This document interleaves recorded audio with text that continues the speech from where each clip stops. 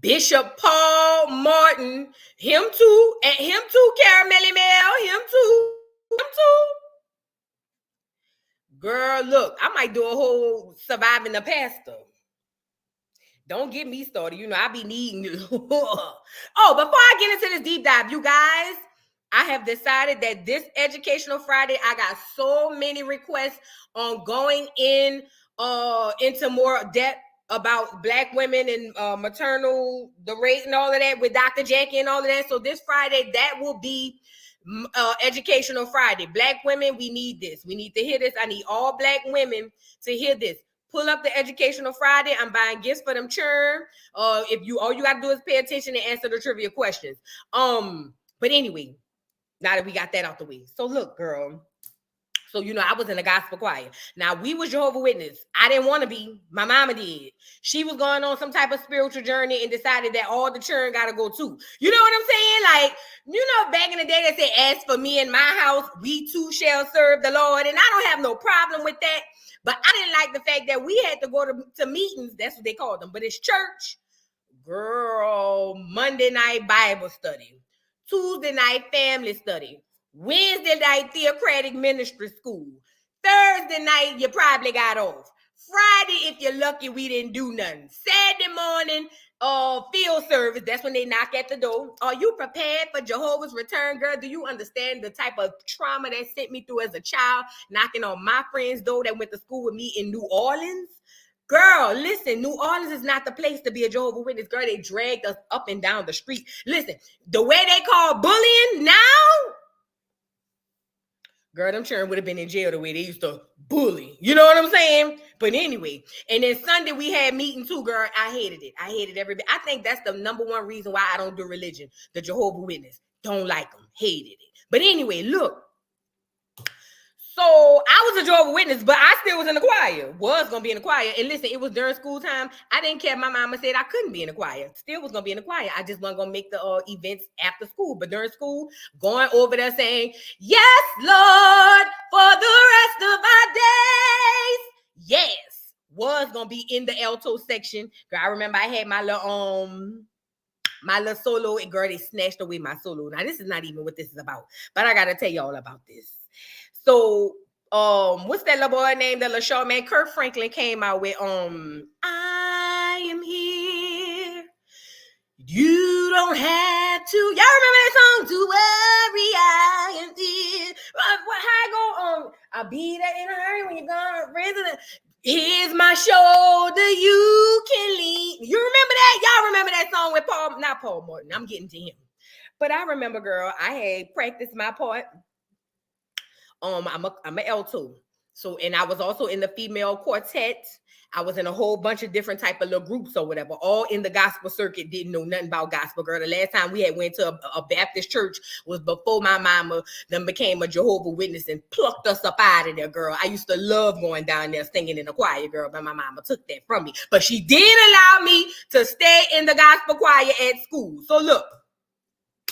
Kenya, you was in, you know Kenya. Kenya said, I grew up in the Kingdom Hall. I know exactly. Girl, hated it. Ooh, conventions, girl. I think I got PTSD. Conventions, girl, jeez Louise. But anyway, look. So I had practiced my little part.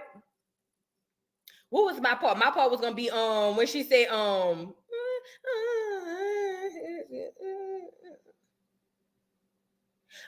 not to open up your heart and say at the end. It was the alto part. It was the alto part. I don't want to go through it, but I practiced my part. And the choir director didn't like me. He didn't. Rest in peace. Rest in peace. But he didn't like me. He didn't like me. And last minute, he took my solo away from me. Now, we on the way to an event. This is how determined I know I've been since a little girl. We on the way to the event. This is high school. We on the way to an event.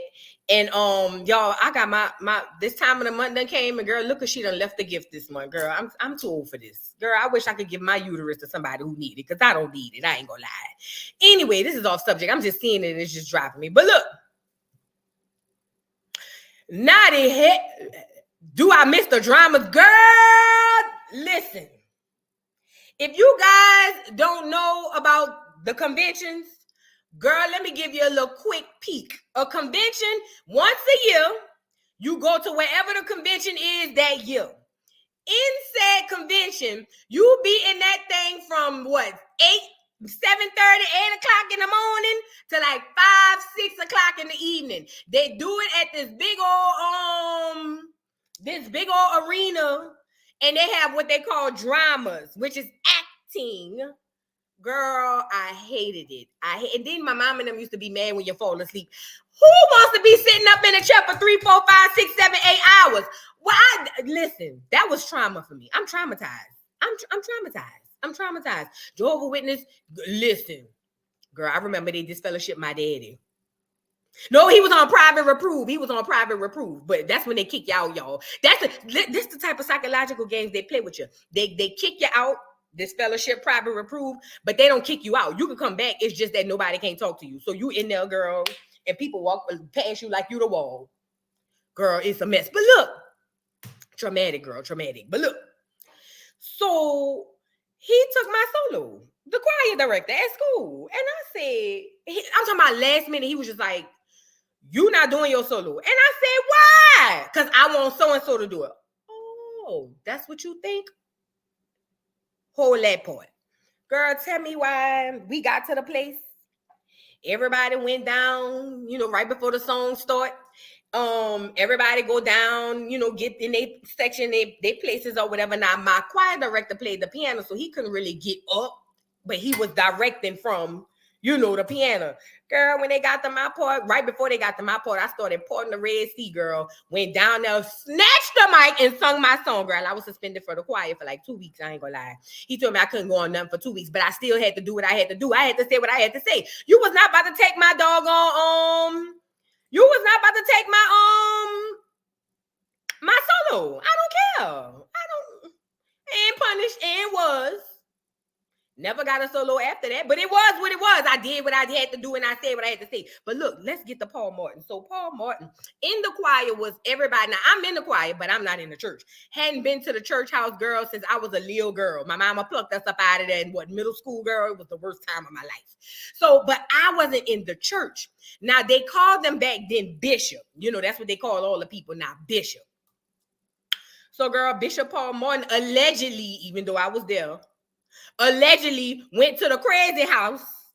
That's what they called it back then. But he was up there on the 3rd floor somewhere because he, was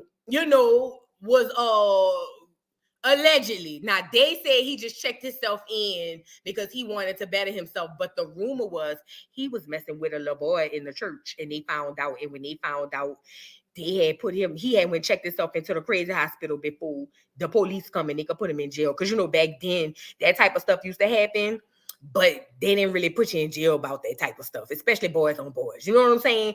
So, yeah, hit the like button, y'all. Hit the like. Thank you, Miss Parker. Hit the like, y'all. Hit the like. So, look. So he went down to the crazy hospital. And I remember we was in a choir room preparing, waiting on the choir director to come in. And I said to my 2 friends who were avid bishop lovers, they went to the church.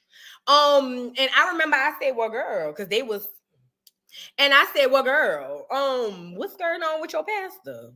And first they corrected me and said, what you mean pastor? Bishop? And I said, oh, my bad. But what's going on with your pastor? And they was like, well, what you mean, your bishop? No, I said, what's going on with your bishop? They said, what you mean? I said, now I heard he down there at the crazy hospital.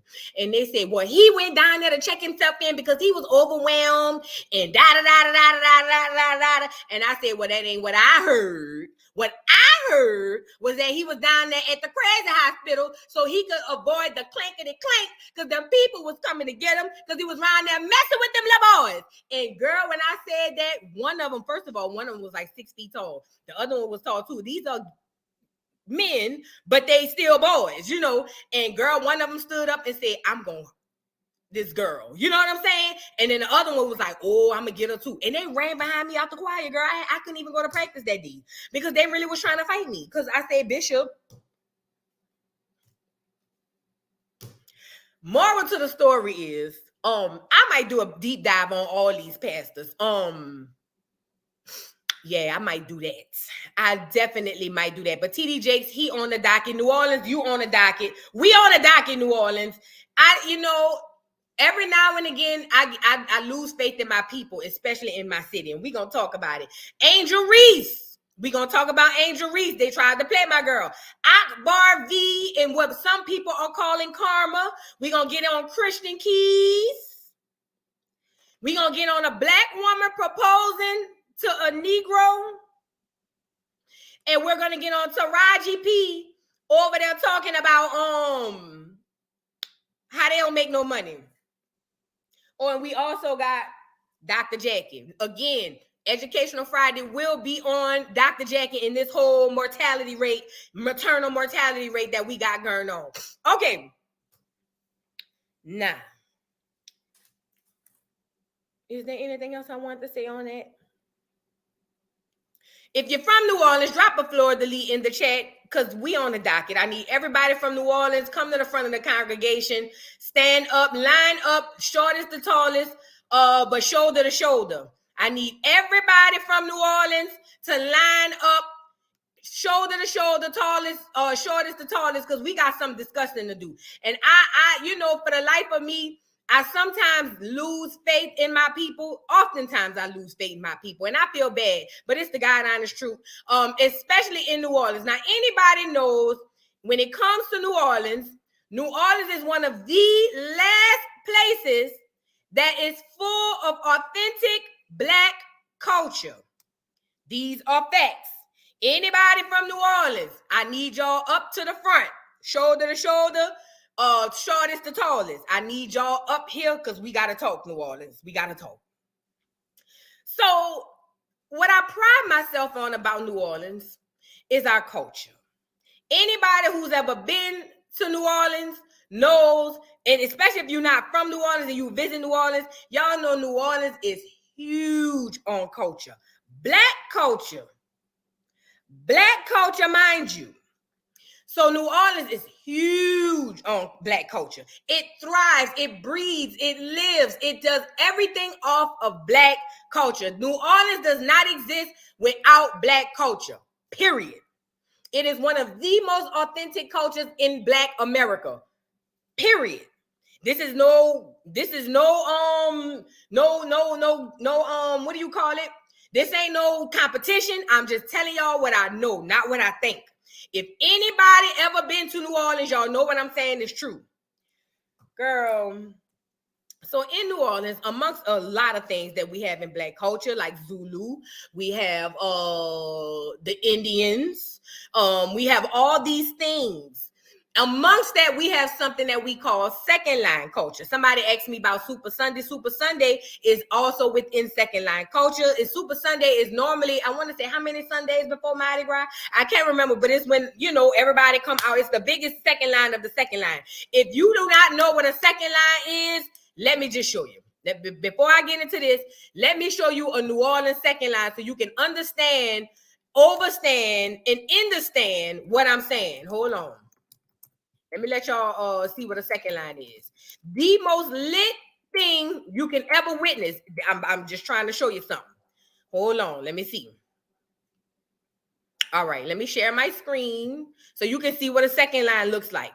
Because this is going to go into what I got to say about New Orleans. New Orleans, y'all disappointed me some bad. Not even more than the act itself. It's the response from Negroes that disappointed me some bad. I ain't gonna lie. Y'all really made me, Here's some examples of a second line. Let me get a good one. Hold on. Let's look at this one.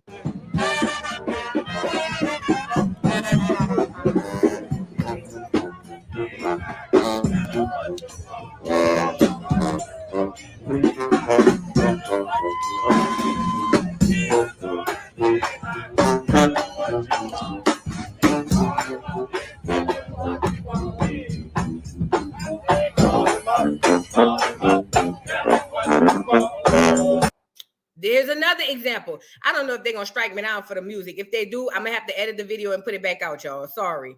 But I'm just trying to show y'all. You guys see this? When you second line on the porch, you second line on the roof, You second line any and everywhere you can. It don't matter. You second line wherever it is, you can second line. Look at this little boy.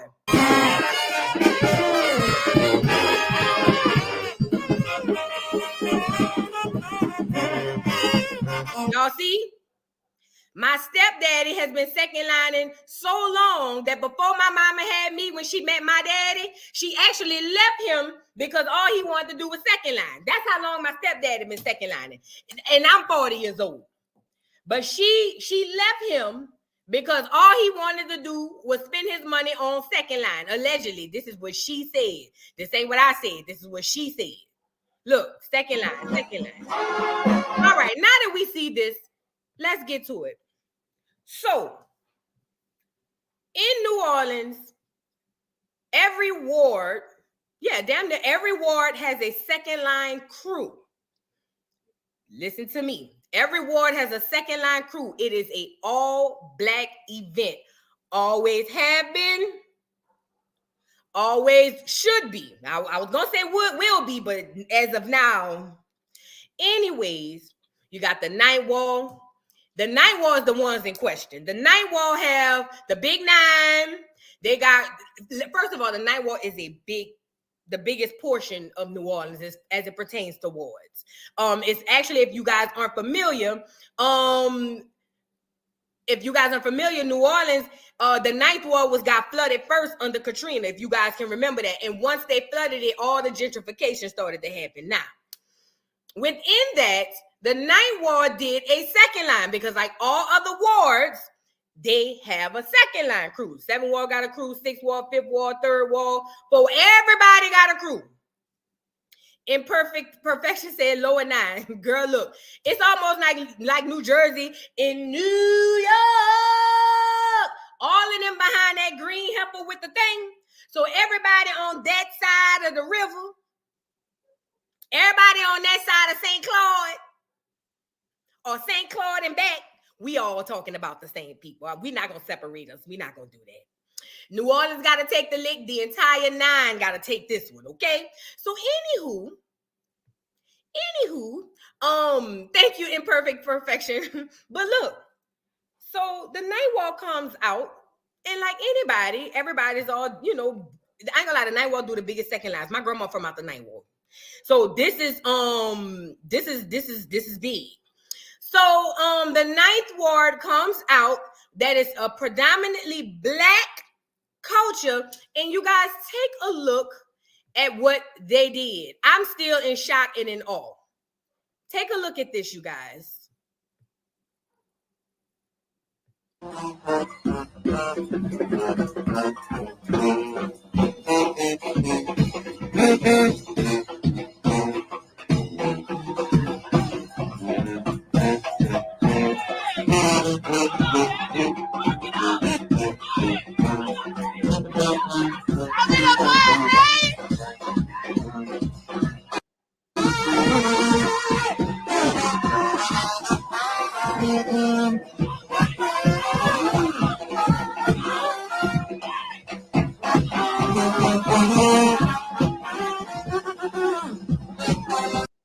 You guys, I must say, I have never been so disappointed in my entire life. Look at the clear lady. Look at the clear lady. Look at her.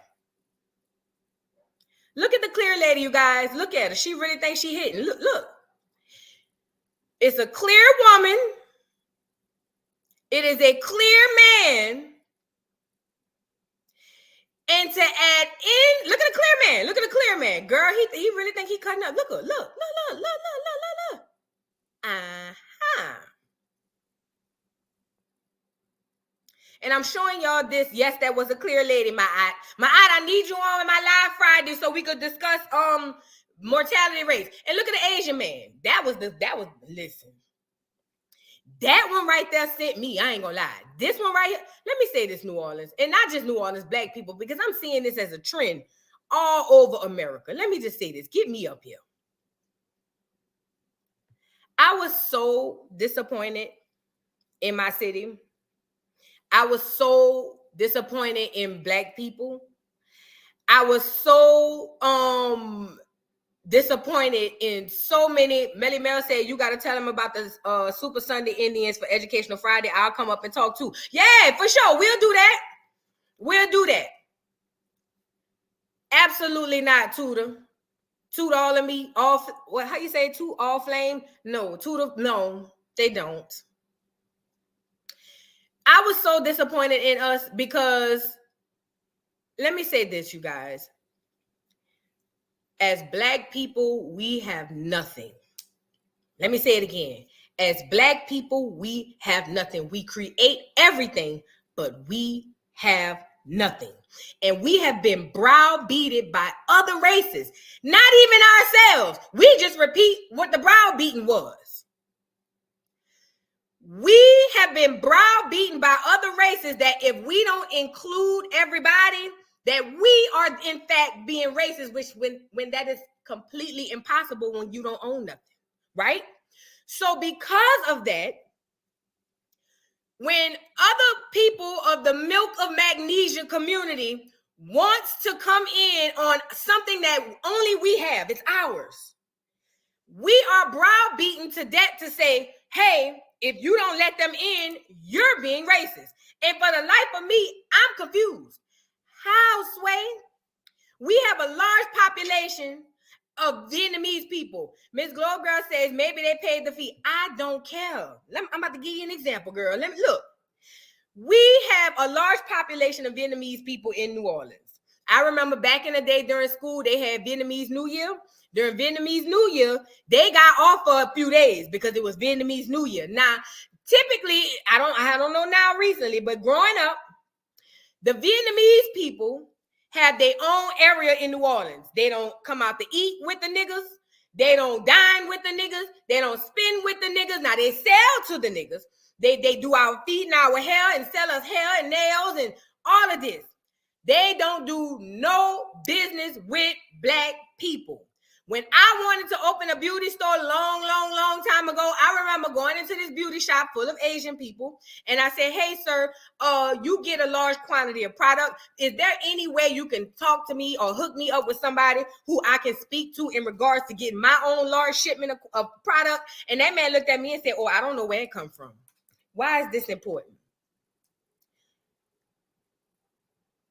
Somewhere down the line, we have been taught that if we put ourselves first, that we are wrong. We have been taught that if we gatekeep things, we are racist. When we all know that is the furthest thing from the truth. Ultimately, I beg anyone to do this. If everybody should be inclusive to everything, I will pay $100,000, and I ain't even got it. That's how I know it ain't gonna happen. For anybody Black to go over to Vietnamese culture and say that you wanna participate in Vietnamese New Year, and you want to wear the garb, and you want to go around with the kids, get your kids, get them dressed up. You know, they used to go trick-or-treating for money. That's what I used to call it. Go get the money, celebrate all the traditions. I want to see somebody Black go do that by the Vietnamese people. I want to see somebody Black go into a predominantly clear situation. I don't care what it is. And see if you are welcome with open arms the way that we welcome these other people, because we don't. And they don't. We are sick. My people, we are sick. Let me tell you why. We are sick in the sense of we can't even properly self-contain and what's the word I want to use? We can't even literally sit up here and protect us. Because if we do protect us, let me get the video playing so y'all can see it while I'm talking. If we do protect us, we are automatically deemed a bad thing. And it is so bad that we have to do this. It is so bad that we are going through this. We have this thing where we just cannot, they got us believing we can't exist without them. And that's the furthest from the truth. Like you say, Uptown Girl, we can't have nothing. Do you hear me? Everything we get has a price tag. And that's why I highlighted that comment when somebody said, they might have paid their money. That's the word I'm looking for, L. Thank you. Self-preservation. That's the word. We have no self-preservation. We've been kicked out of hip hop, or we're being kicked out of hip hop. We've been kicked out of country music. We created it. Pop, we created it. Rock, we created it. All the inventions that we created. We have been kicked out of every single thing that we have because we so easy to give. What I don't understand is, why is it that they are okay to preserve themselves, but when it comes to us preserving our things, we can't? We sick. Black people, we are sick. Jazz, all of it. Blues, all of it. And listen, they're called colonizers for a reason. They don't create nothing. Nothing. I don't care if they're the first one came out with it. They got it from somewhere else. That's why they're called colonizers. And we willingly give every single thing away, and we're sick. We're mentally and emotionally sick as it pertains to that. We so sick to now, they don't have to be racist toward us because we doing the damage to ourselves and to each other. And if I can get up and say, hey, I think we should gatekeep something, I got not clear people, black people telling me that I'm wrong. Oh, let them people enjoy themselves. Are you crazy? Can you go enjoy yourself over there by them?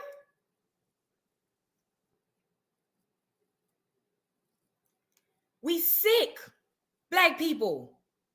They trying to erase us. And see, I have foresight. See, I think like them. I got a third eye up here somewhere.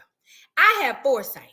See, y'all looking at it like, oh, let the people enjoy themselves. It's just a second line. Who cares? Ain't nobody really tripping off of that. Let them people dance, whatever. That's what it starts with now. They already kicking y'all out the city, Mo. New Orleans, if you're in here, I need y'all up front. They are already kicking you out of your city. They won't sell you no houses, and the houses that you would have bought for $150,000 post or pre this gentrification now cost you $300,000, $400,000, $500,000. I know it's still to the streets. They taking you and your vouchers and carrying your ass somewhere way over there because they don't want you around them no more. Now they want you to work for them. They want you to go open their doors at the hotels on Canal Street. They want you to go cook their food on Bourbon Street, but they don't want you around them. They already, and this is not just New Orleans, this all over America. So I need everybody black to listen. Matter of fact, I need to, before I go on, because y'all not feeling me.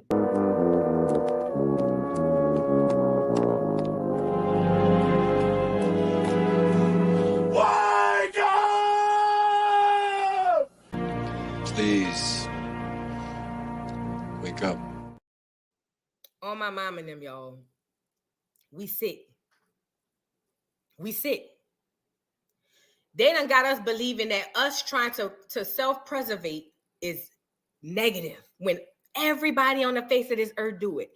And I'm specifically talking to Black Americans. I can't speak on the Jamaicans. I can't speak on the Hondurans. I'm talking about the niggas here on this here land, on Turtle Island. That's what I'm talking about here. We can't have nothing because y'all just give it away under the guise of let them people have fun. But see, I got foresight, like I was saying. What I know is what I know.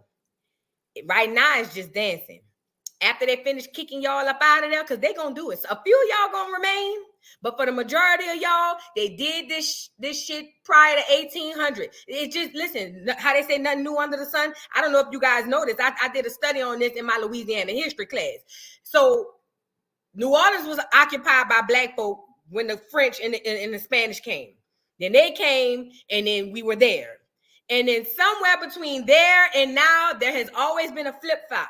New Orleans go to Slidell. The black folk go to Slidell. The clear people go to New Orleans. The black folks go to New Orleans. The clear people go to Slidell. You get it? It's been back and forth, back and forth, back and forth. They're kicking y'all to Slidell. They're kicking y'all to Baton Rouge, anywhere but New Orleans because they want it back. I'm saying that to say this. If you are ever in a situation where you are questioning if you are being, if it is in any way, shape, or form negative to say, I want to have this for me and my people, question yourself some more. Ask yourself why. What got you thinking that self-preservation is a bad thing when everybody on the face of the earth do it? And I don't want to hear, oh, but black people, we be celebrating Cinco de Mayo. Do y'all be down there? See, y'all go to the Mexican restaurant. See, that's different. They selling it. They selling food and drinks. Girl, come on by. It's about the green. It ain't about the black or the white. It's about the green. Y'all can't go down. Anybody from California tap in. When Cinco de Mayo come around, can y'all ass down there by the Latin kings and by the Latinos, by the essays, and have a margarita and a Corona? Anybody from California tap in. New York. New York different, but New York. Because see, y'all on a different mentality. But I want to know anybody from Cali. When it's time for Cinco de Mayo, can y'all carry y'all ass down there by the Latinas and have a Corona and a margarita? I'm just trying to ask a question. So just because they let you celebrate Cinco de Mayo so they can make money from you, don't mean that they accept you in the culture. And that's okay. It is not wrong for them to say, no, this ours. Go. The problem is we believe it's wrong. And they got us thinking that. But I'm going to get off of that. New Orleans, black people, New Orleans in particular, I have never been so hurt about what I seen, especially the Asian dude. Listen, I didn't grow up with a whole bunch of Hispanics, no other race but black and Vietnamese. They had 2 white people in my whole school, 2 clear people in my entire high school, and we graduated 400 to 500 people every year. 2 white people in the entire school. I know Vietnamese culture like this. You feel what I'm saying? And guess what? If we would have tried to play Chinese, we called it Chinese jump rope, but to ourselves. But when them girls was over there with their rubber bands playing jump rope, if I wanted to go over there and jump with them, do you know them girls would not let me? And that's okay. Somewhere down the line, we gotta figure out why is it that they could keep their shit, but we can't keep ours. New Orleans, I'm disappointed. Black people, I'm disappointed at your response. Let them people dance. And you wonder why you stuck on the bottom of a totem pole waiting for them to give you something because you ain't got shit. You don't have nothing to barter. You don't have nothing to leverage you with. Nothing. Black people, we don't have nothing to leverage with. We don't have nothing to use to say, okay, I'll give you this if you give me that. Because we give everything away. Then when Jonathan Majors gets sentenced, it's like, oh, we under this system. Duh. We ain't never getting from under the system. You know why? Because you ain't got nothing to... Hold on. Let me turn this heat off, y'all. Hold on. Because my nerve's bad. Hold on.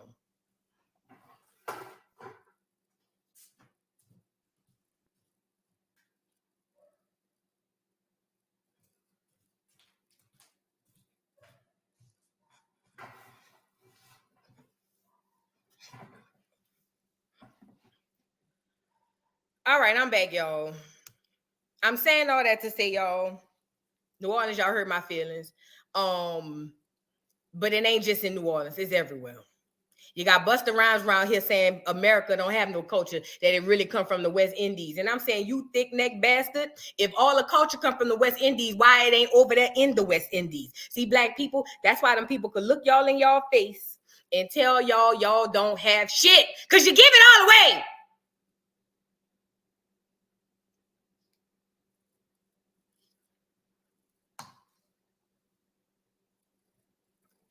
Girl, that made me mad. Let's move on.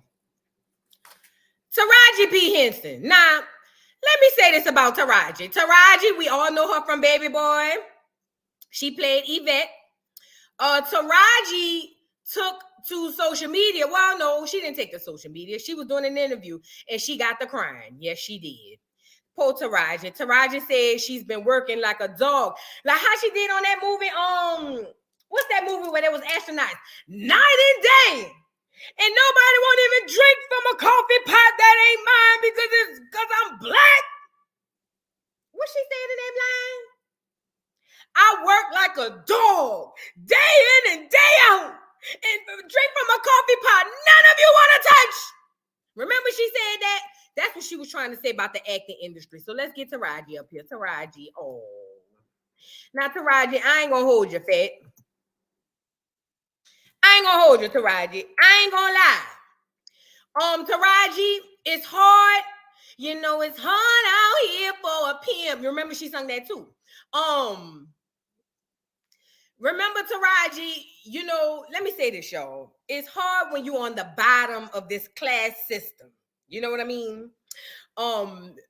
Black people in particular, especially people in general, we are not in the class system at the top or the middle. We are typically down at the bottom. That's where we at. So when we see these celebrities, we assume Hidden Figures. That's what it was, T. Roberts. Thank you. Hidden Figures. When we see these celebrities, we assume that they are successful. Why? Because when we turned on the TV, well, before we turned on our phones, boom, they was on TV. Now you turn on your phone, boom, they on the phone. So it's just like, oh, and they glamorous. They got this and that. They showing up at the red carpet. They wearing this, they wearing that. So we as broke folk, we like, oh yeah, they straight. I want to be a celebrity too. I want to live the life. That's what poor people think, especially niggas, right? So, she made a comment about how she has to work harder as a Black woman in her industry, and that basically they're making pennies on the dollar. Now, listen, I know this to be fact. Actors don't make no money. We just finding out that when they went on strike, girl, they broke. All of them broke, except the big ones like the Will Smiths and all of them. But they all broke. Now, she got up here and said that she's frustrated because, thank you, Mumu and Mimosa. Thank you for the super chat. Y'all go subscribe to her channel, Mumu and Mimosa. Her backup channel is Sis with Sister Girl. But she says, let's go, sis. Facts, people missing the whole picture. Absolutely. Absolutely. Y'all hit the like button. Look. So she goes over to whatever this interview was, and she got to talking about how she, as a Black woman, get paid less. Now, this is what we know for a fact, but this is my problem with Black actors and Black folk. When Monique, shout out to me, that's my top two, and I would have to debate who number two, but that's my top two female comic. I love me some Monique. I love how vulgar she is. I love that she don't give no freaks. I love Monique, okay? So Monique, when she was up there fighting Netflix for not being paid what she was worth, it was a lot of Negroes and Niglettes over there hollering, you don't deserve all of that money. Remember that, niggas? I need y'all, all Black people, up to the front. I don't care what part of the world you're from. If you're Black, get your ass up here. Remember that? Black people. She went over there to Steve Harvey. Steve Harvey told her just play the game, a.k.a. gawk. You know what I'm saying? And she said, I'm not going to do that. I work too hard. I got everything that I worked. Thank you for the super chat, Daniela Rodriguez. She said, I work too hard for everything that I have. I'm not going to compromise that by playing the game. I've done what I was supposed to do as an artist. I should be compensated as such. And it was a lot of Black people. Oh, girl, Monique, you think you deserve as much as Dave Chappelle? In my opinion, why not? It's not about measuring who the funniest. She was out before Dave Chappelle. If not before around the same time, but Monique was mainstream before Dave Chappelle. She has done movies, won Oscars, stand-up, Queens of Comedy, her own stand-up. Why wouldn't she be worth just as much as a Dave Chappelle? And I love Dave Chappelle. But why wouldn't she be worth just as much as a Dave Chappelle? Because she's a Black woman. And Black women, this is for y'all. Y'all don't even realize just how I said they got us sick as Black people thinking we can't self-preservate. We sick in the mind, Black women, to think we can't self-preservate because we can't even stand behind a Black woman going against a big conglomerate like Netflix saying if that lady says she worth 100 mil, pay her. No, Black women dragged her. Yes, you did. Yes, you did. I was there. So now when Monique said what she said, she had foresight. Monique said, I'm doing this for the little Black girl coming behind me. I don't want her to get lowballed simply because she's a woman and also because she's black. I don't want the next little black girl to go through what I'm going through. So I'm going to fight. I'm going to stand on the front line and I'm going to say what I got to say because Netflix, you're not about to lowball me. In my mind, I did not understand to black women how they didn't understand and get on a good foot with that. But see, it's not one of your faves. So, you know, she hadn't already told, has she told us about the bindings yet? I don't think so. But you know how that go. You know what I'm saying? Thank you, Opinionated presents the Glam Print. Hey, Voodoo Girl, you preaching, sis. They better not tell you nothing either because you got an army behind your dog. Absolutely. Thank you so much for the super chat, Opinionated. Y'all like the video. Subscribe to Sonic Boom's Neff's channel. Subscribe to, what is it? The Disrespect over on YouTube. Y'all subscribe over there. So look, y'all ain't stand with Monique, y'all. No, you didn't. No, you did not. Y'all watched that black sister after she done made y'all hoes laugh and kiki and slap five and slap knees all of them years. Y'all watched that lady get dragged and y'all said nothing. Y'all stood on the side of Steve Harvey. Yes, you did. If it wasn't you particularly, I'm not talking about you. I'm talking about black women as a culture. Nobody stood behind them. Now, Taraji P getting up here saying that she's working like a dog on her hands and knees trying to make ends meet as she's making nothing in the industry and she's crying and now it's another conversation. Y'all is crazy. Y'all crazy. I'm talking about black people. Y'all crazy. Y'all sick. Let's get Taraji up here because y'all crazy. This is insanity. This is crazy. And I know what it is because Monique a big black fat woman. I know. I'm not crazy. Monique is a big black fat woman. Y'all don't give Suki half the grace y'all give Krishan Rock. Because Suki is a black woman, a dark-skinned black woman. Let's talk. Can we talk for real? Are we talking or are we joking? What we doing? Right now we talking. We gonna joke in a minute. But right now we talking. Y'all fake. Black people, y'all fake. And if it ain't you and you one of the ones stood by Monique, shout out to you. You was with me. But I know we was not the majority. We was the minority. Y'all fake. But anyway, let's get to what Taraji had said. Taraji, you know, and I'm gonna get my comments after we talk about what Taraji had said, girl. Y'all fake though. Let me get it up here. Hold on.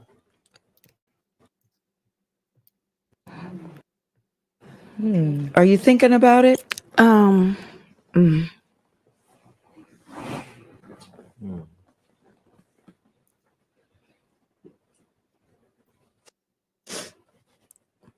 just tired of working so hard, being gracious at what I do, getting paid a fraction of the cost. I'm tired of hearing my sisters say the same thing over and over. Hold on, pause. Run that back. Before I get to you, Taraji, stand by. Hold your tissue, fat. Hold your tissue up by your eyes. Stay right there. Thank you so much for the super chat. I can't see it from here, y'all. Y'all know I can't see under these lights. Thank you so much for the super chat. Natasha Nicole, she says, facts, sis, Netflix didn't pay Amy Schumer, or however you spell her last name, girl, you ain't got to spell it right, almost the same as Chris Rock. And Chris Rock been doing this, girl, on a mainstream level. Amy Schumer can't stand next to him. I don't care what she sell at the arenas. Clear people support clear people. Niggas don't support niggas. So I don't care what she make or how many tickets she sell down there at the Garden. I don't care. They paid Amy Schumer way more than they paid her. And black people were silent. Y'all crazy. Y'all crazy. Thank you so much, Natasha Nicole. You just said a word. Thank you so much. Thank you so much, Mama Jazz, for the super chat. She said, facts, speak. Listen. One thing I'm not going to do is get up here and BS y'all. I don't like that. I really want us to get some type of education. I can't teach you nothing. I'm just trying to give you some education.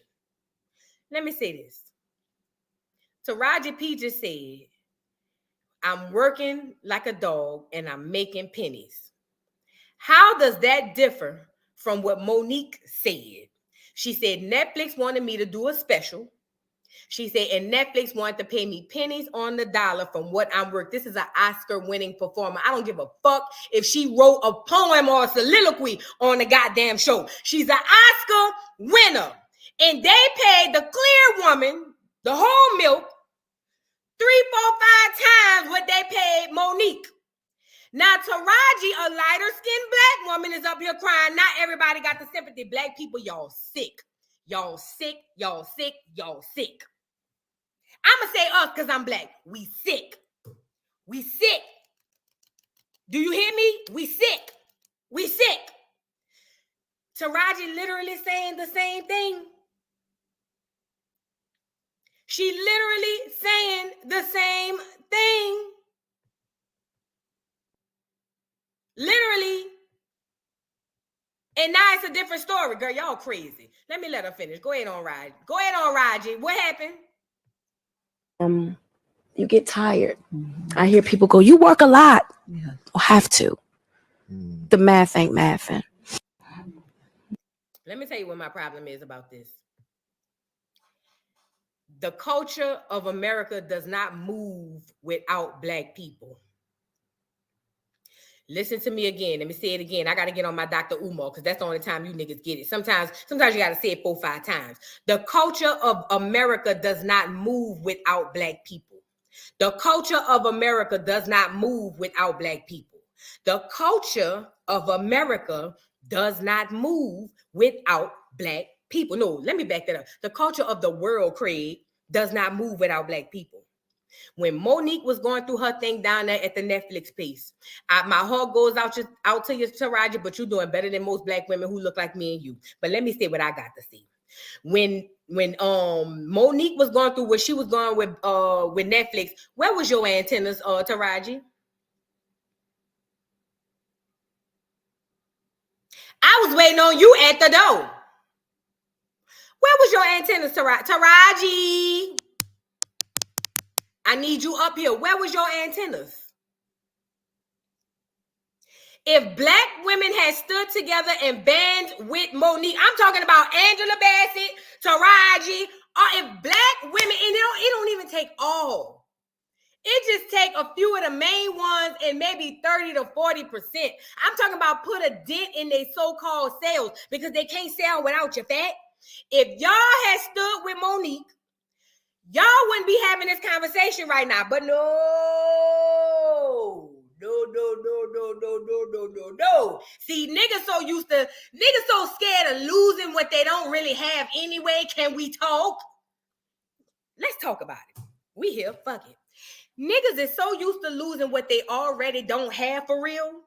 You know, the same way Kanye West was a billionaire and then said some unmentionable things, and then 3 days later he was down to a few million. Y'all remember that? You don't own it anyway. It ain't yours anyway. Y'all so scared of losing something because you're so scared of going back to what's actually normal to you, unfortunately. Poverty.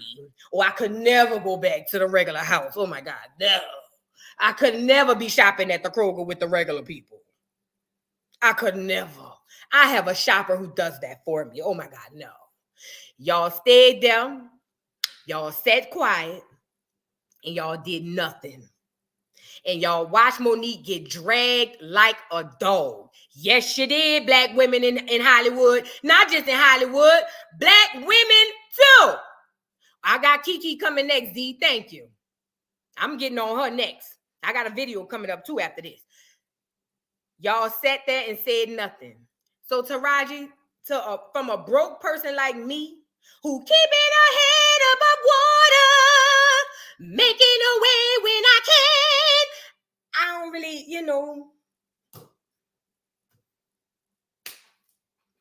hope it works out for you, fat. A lot of y'all gonna say that was very insensitive. And I would like to say you are right. That it was meant to be just that. Hope it works out for you, fat. I hope you make the ends meet, and I hope the math start to math, because if not, they're selling houses in my neighborhood. I'm pretty sure they could get your own over here. Or you know what I'm saying? You could go work at Frito-Lay at the plant down here or something. Girl, I'm not budging off of that. It don't move me. It's because it didn't move y'all when Monique was going through it. So it don't move me.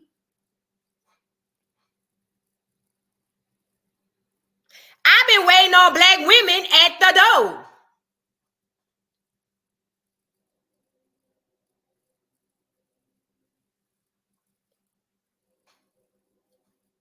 Y'all sick. Thank you, Mumu and Mimosa, for the super chat. She says, reaping season, sis. Let's talk. Oh, yeah.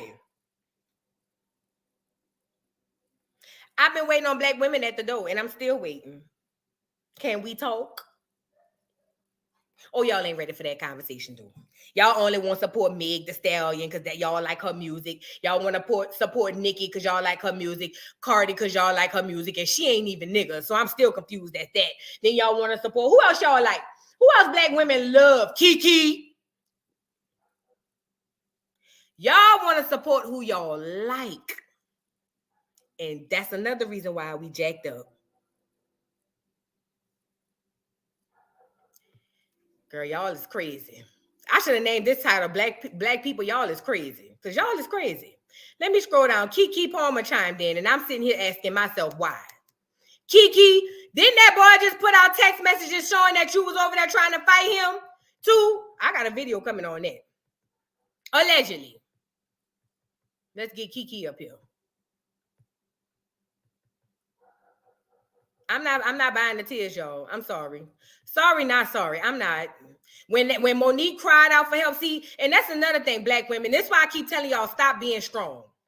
Because Monique didn't get on here and cry. She didn't get on here and acted a fool. She didn't get on here and be like, you guys, if you guys don't help me with tears and all that. She didn't do that. Monique stood on her square and she took her lick. As she should. But see, because she's a so-called strong black woman, y'all didn't think that lady hurt it the same way somebody like Taraji P hurt, but she do. And she did. Yes, she did. So I don't want to hear it, black women. I don't want to hear it, Taraji. I'm sorry, not sorry. I don't want to hear it, Fat. I hope the man start matting for you, Fat. At some point, it's going to all come together and make sense, hopefully. If not, see you down here at the next HOA meeting. That's all I got for you. Y'all not about to move me with that ugly ass shit. No, no ma'am, no ham, no turkey, no spam. No, not about to do it. Where's Kiki? Let me get Kiki up here. Kiki responded to say, yeah, I got 50-11 jobs. Girl, Kiki, shut your ass up. Because I'm already feeling some type of way about you now. After you done had me windmilling all to find out you just as crazy as that yellow nigga. Girl, done made me mad. Done made me mad. All right, let's go get Kiki. All right. I saw something really quick.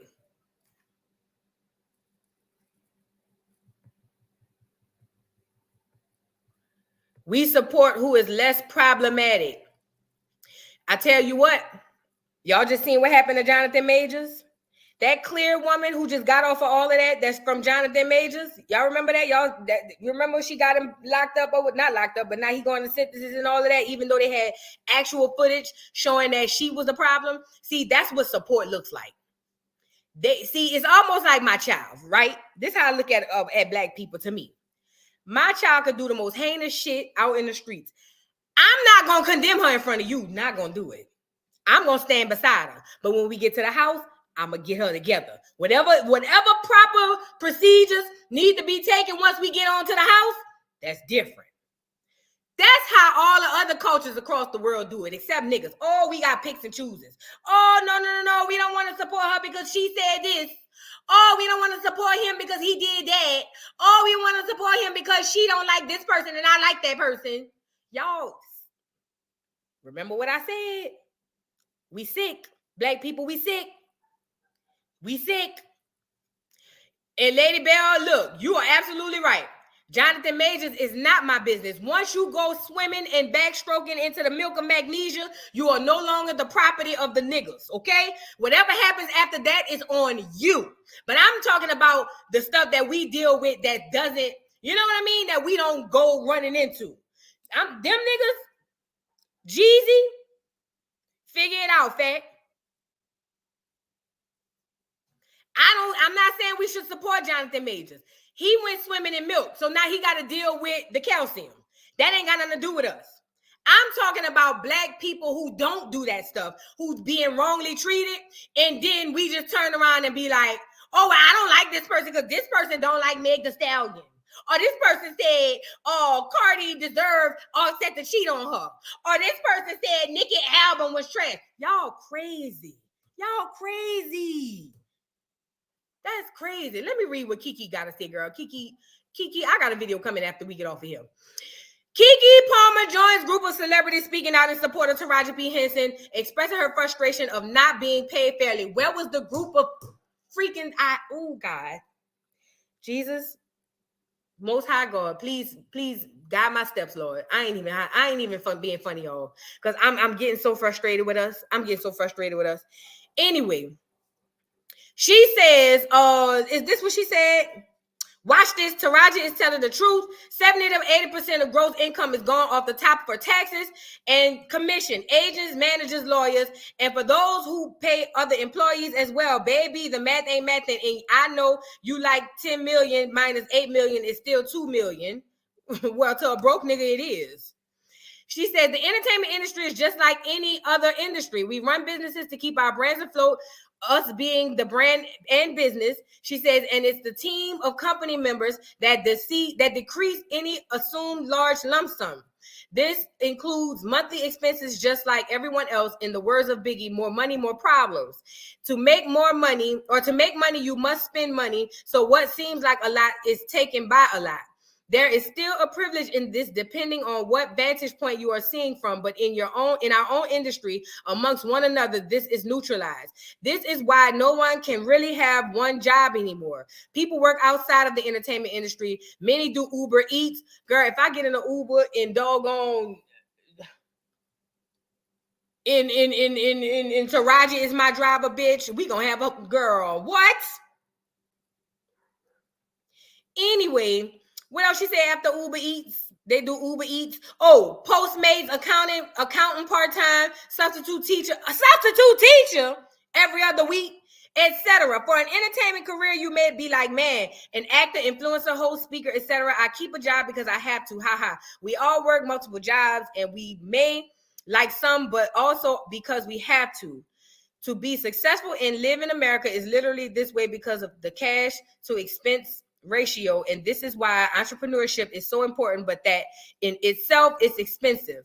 Having one job for anyone is not really an option, no matter what industry, unless you are like the top earner. And I mean, that's like Bill Gates and them, I suppose. I don't know, because I can't relate.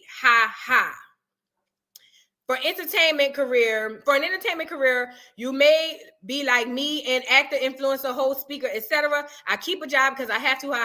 We all know we all work multiple jobs, and we may like some, but also because we have to be successful and live in America. That's what I just read. I'm not complaining or comparing, but acknowledging that we all have similar struggles and in our industries, and it's because corporations run everything and they aren't people. America, we have problems. Are you thinking about it? Girl, we done already heard you, Raji. We done already heard you, Fed. Let me see this, girl. You know, there's nothing worse, and this is just from me down here at the bottom. I'm not up there. This is me down here at the bottom. There's nothing worse than somebody who we deem to be successful and who's played the part in looking successful, telling somebody broke who don't know how they're going to pay their light bill that, hey, girl, it's hard out here. Ain't nothing like it. This what I give Monique. See, when they drug Monique through that water, and Monique wasn't getting paid, and she got ousted out by Lee Daniels and all of them, that lady sat down and took her lick by herself. She ain't get on here hollering, y'all, I'm broke, please help me. You don't understand, I can't make ends meet. That lady didn't do none of that. She didn't. She took her lick and she sat the fuck down. I'm gonna need Taraji and Kiki, because Kiki, where was your antennas when Monique was going through that? See, that's the same reason why instead of that black woman who was the original woman who was arrested for not giving up her seat on the bus, that's why they replaced her with Rosa Parks. Because see, niggas, especially niggas, can only digest the light-skinnedness of it all. You get it? Yeah, we see when somebody look like me and we get up here and say we hurt, people, oh, girl, she all right. But let me be the shade of doggone Krishan. Oh my God, somebody help her. What's going on? Da, da, da, da, da, da. We sick. Let's move on. Who else on here? Angel Reese. Angel Reese. Now, Angel Reese, y'all know her from basketball. LSU, shout out to LSU. That's the state team. That's a predominantly clear school, so I'm not gonna act like I really support. I just, Anyway, Angel Reese, they won a championship. She beat the girl, Caitlin, what her name was? Caitlin something. She's a clear girl who was unstoppable until she met Angel Reese. If you guys didn't watch the college women's basketball tournament recently, you probably lost, but I'll show you the picture. Let me show you. Cat Williams said it time and time again, Hollywood know all they can do is put some light skin in front of you and you will support it. Oh, yeah. Shout out to Cat Williams who gave Lunell and all these other girls a chance because other people wouldn't. Because ain't no way some more shouldn't be bigger than what she is. Say what I said. But anyway, let's get into Angel Reese, you guys. Let's talk to Angel Reese.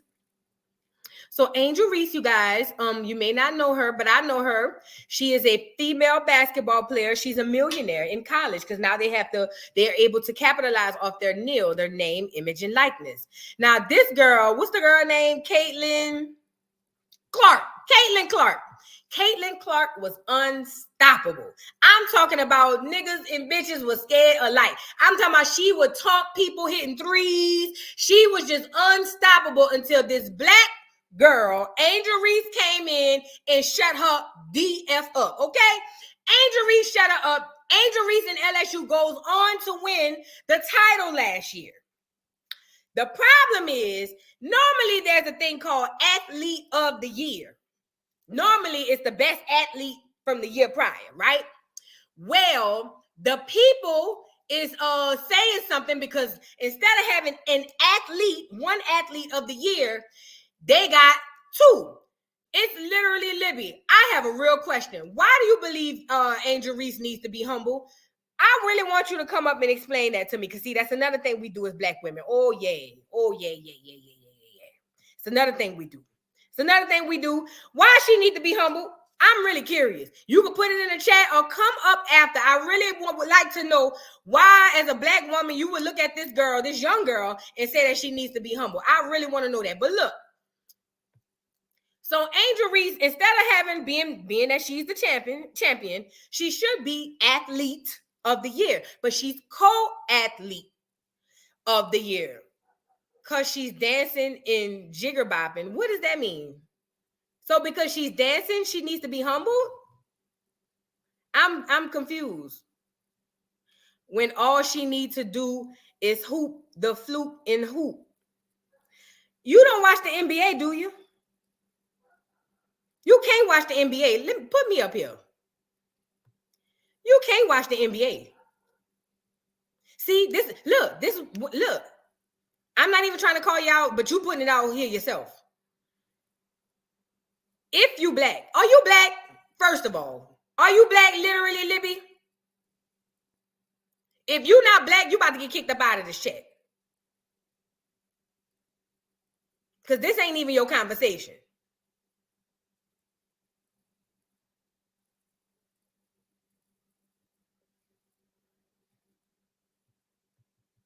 Since the jury is out on that, Libby, you gotta go. Because you part of the problem. Even if you is black, you part of the problem, Fed. You gotta go. Let me get you up out of here. Go ahead on, Fed. Go ahead on. Let me get you up out of here. Don't worry about it. You banned from the chat. We don't want that. Let's go. So anyways, now that we passed that, typically it would be one athlete.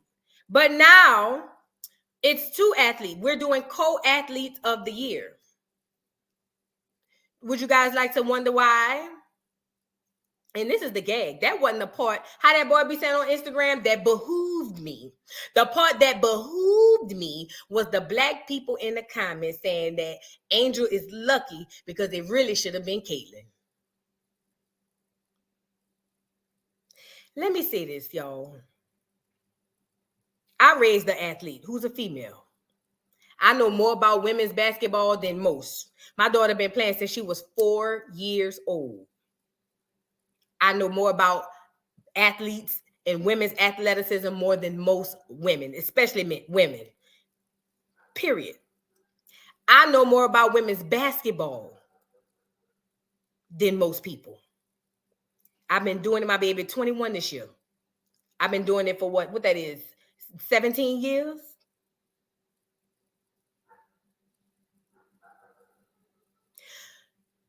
Even if Caitlin outperformed her in last year, which they play two different positions, so that would be two different judging.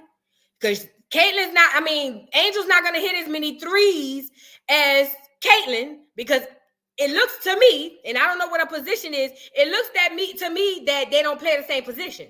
Caitlin, to me, gives more of a forward or a guard or something like that.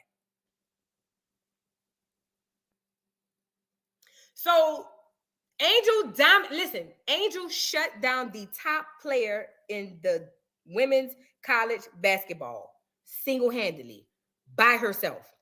I don't give a good goddamn if she was Muhammad Ali and or what's that boy name? I don't give a good goddamn if she was Floyd Mayweather and she was 36-0. I don't care. The part is Angel Reese shut her down completely. Shut her down. So that means who's the better athlete? She did not perform the way she performed all that year when she was over there with Angel Reese. Now there's a co-athlete of the year. Put the shoe on the other foot for me, you guys. Let's say Angel Reese was that bitch all through the year, and Caitlin came and shut her down during the playoffs in the championship. You think they'd have been co-athletes of the year?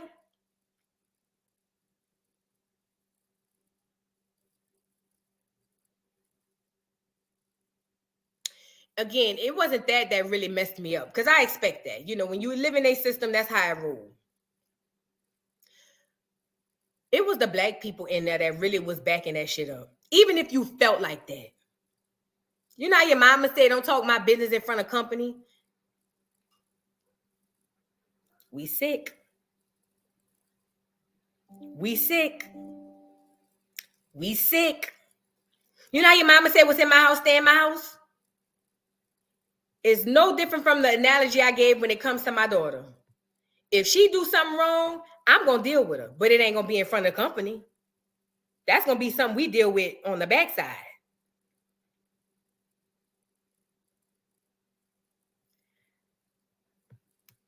Finance said when the smartest senior is a black person, then they do co-valedictorian. I seen that too.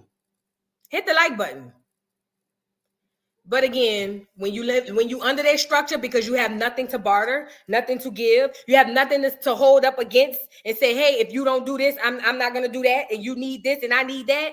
When you have nothing and you have no self-preservation and you don't have enough confidence in you as a couple, as a people, to where you can't even realize that the game don't exist without you. Basketball, football. The game don't exist without you. So go ahead and take your co-athlete of the year, Fat. Let me move on. Who else we got on here?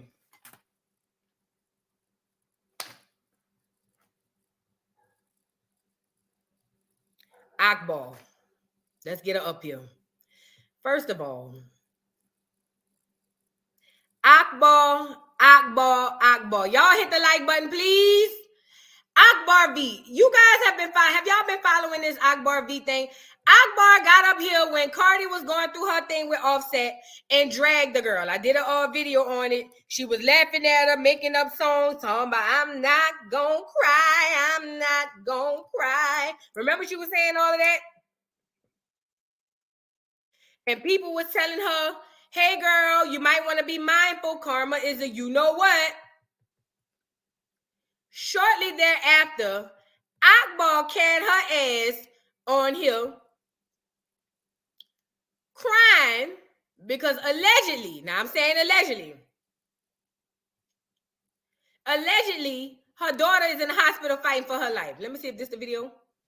And you right here talking about somebody's children. This an ignorant bitch. Akbar V is an ignorant hoe. I ain't even gonna lie. She one of them girls. I ain't gonna lie. Akbar V is one of them girls that, you know, if the world didn't have them, it wouldn't even be that. We wouldn't be mad about it. We wouldn't. And see what black women too. Let me say this, black women, we don't love our kids. Let me say this, black women, we don't love our kids. Let me say this, black women, we don't love our kids because we use them as weapons. Yes, we do. Yes, we do. We use them as weapons. Yes, we do. People that saying karma, I want to get to the original video.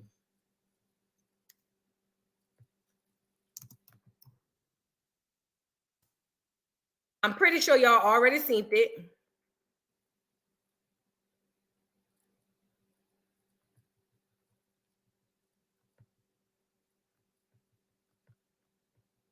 If I can't find it, it's just gonna be what it is. But look, Akbar V, here you go. Is this it? Yeah, here you go.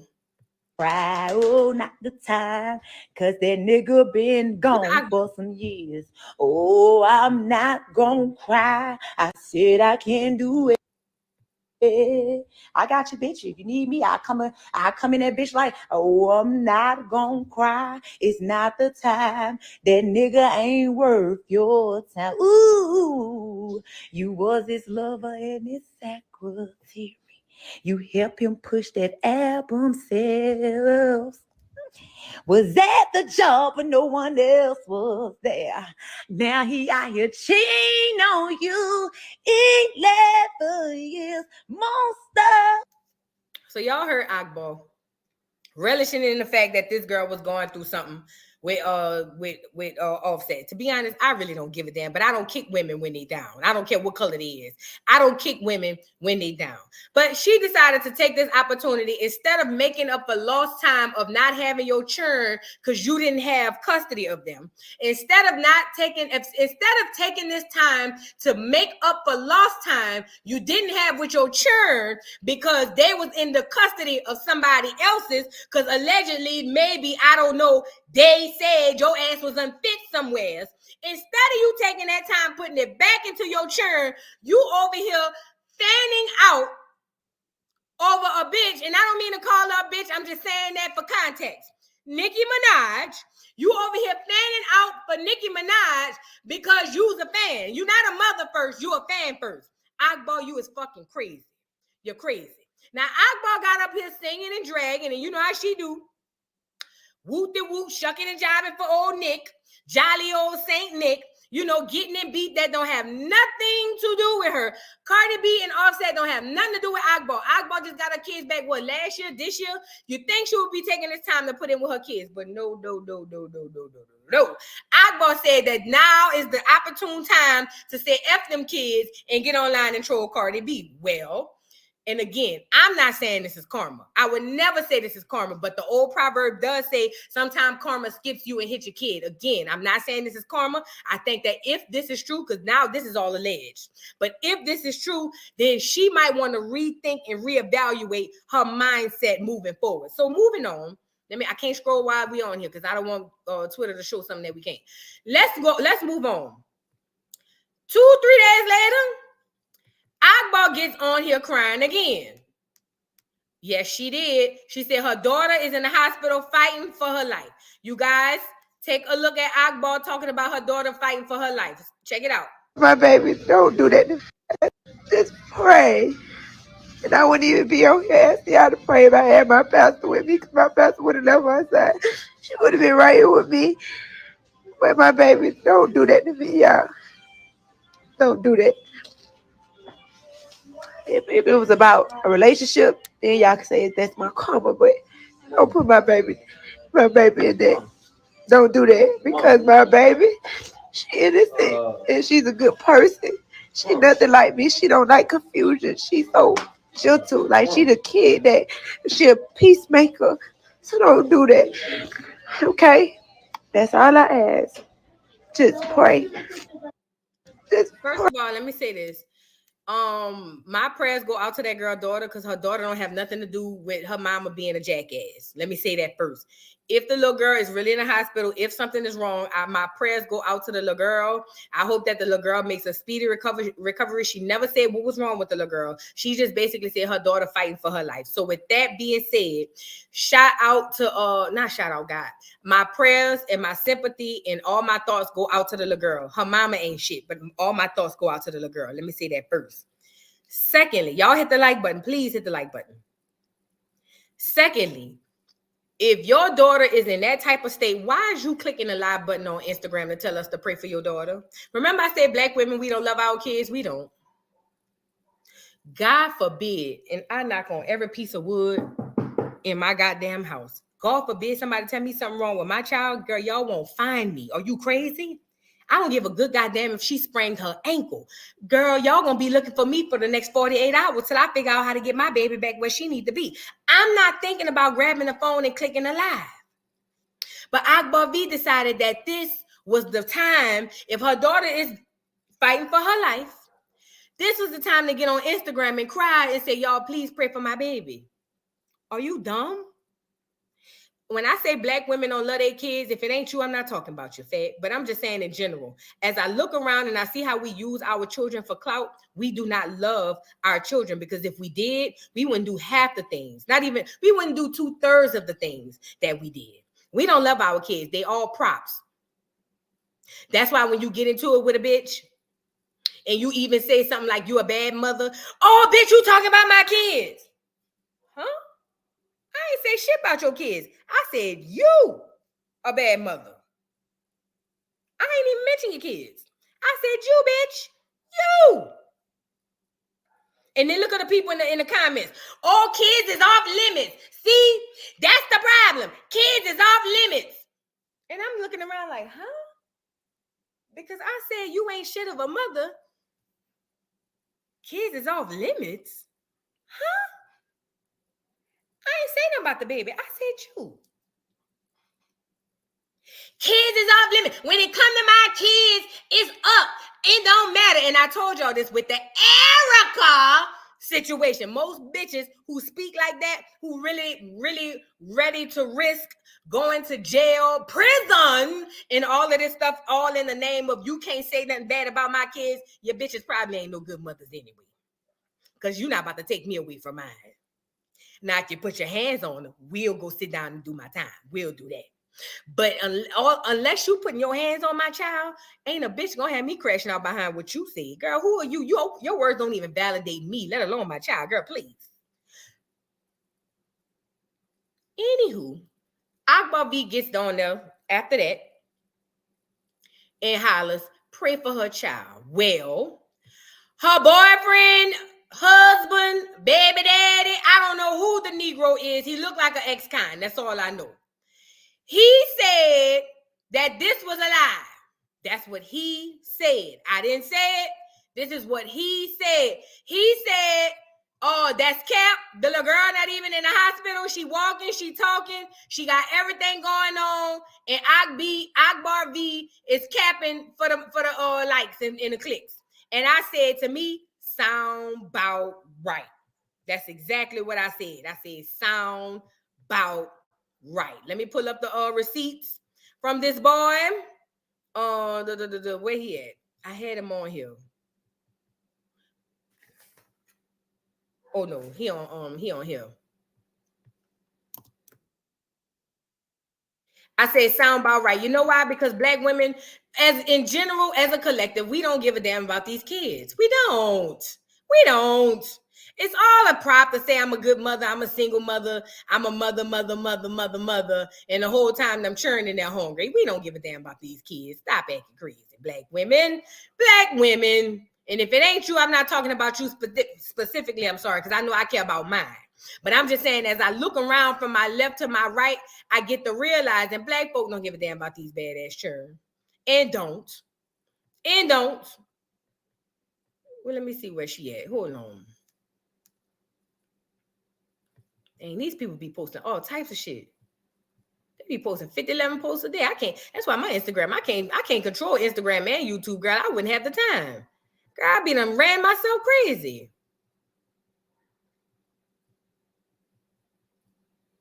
I'm trying to find her thing. Sorry, y'all. I had it.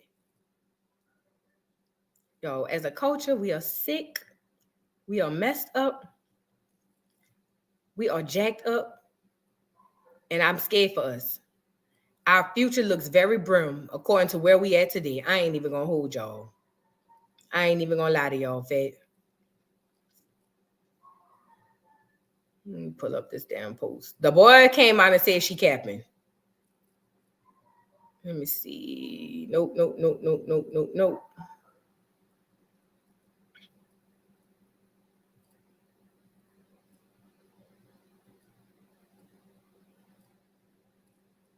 Y'all bear with me. Give me 1 second. I just got to scroll down. And every time I see Tiffany Haddish's face, I just want to slap her. I don't know why. Something about her just gets under my skin. I don't know why. Tiffany Haddish just does something to me, not in a positive way. It's all in a negative way, you know? I don't understand why. Let me see. I might could find it on here.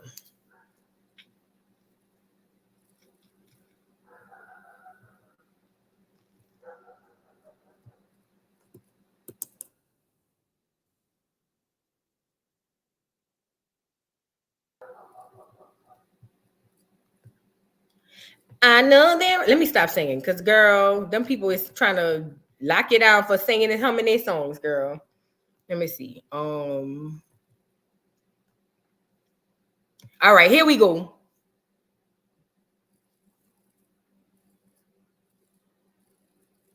Is this it? No. I don't want this one. And then another thing, I see Ebro done entered the chat. Why y'all let clear people? Never mind. I forgot. We still under anesthesia. My bad. Never mind. Disregard.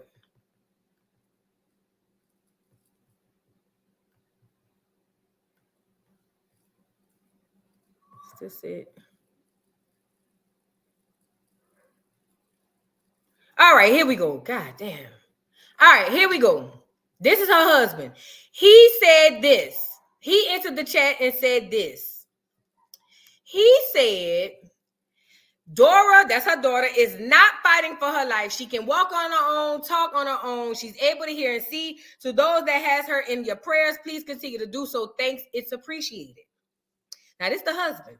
Somebody commented under there and said, your lady, her mother said that she is fighting for her life. Either way, prayers up for her. Right? Well, Akbar V then seen that and said, I married a clout chaser. Now that's my karma. I want a divorce. Girl, where's your child? Akbar, what about your child, Fat? You was on here crying saying that little girl fighting for her life. Why is you on social media to even, you see what I'm saying? You see what I'm saying? Kamari Lee said that's her ex. How is she even having time to get on social media when her daughter is so-called fighting for her life? Nobody here with my kid 24/7 talking to doctors but me. But this is just the op. She don't shit he do. God said it was one more got to go. Is you, Snake? What? Is you, Snake? Now you and nigganomics, y'all. Bear with me. Snake, now you and the rest of the hating bitches and niggas can sit in a circle on somebody else's couch and talk crazy about me and watch me still prosper. It's not about you. What about your child, Akbar? Akbar, what about the child? You on here battling with your ex talking about why you a snake and watch me still prosper. What about your child?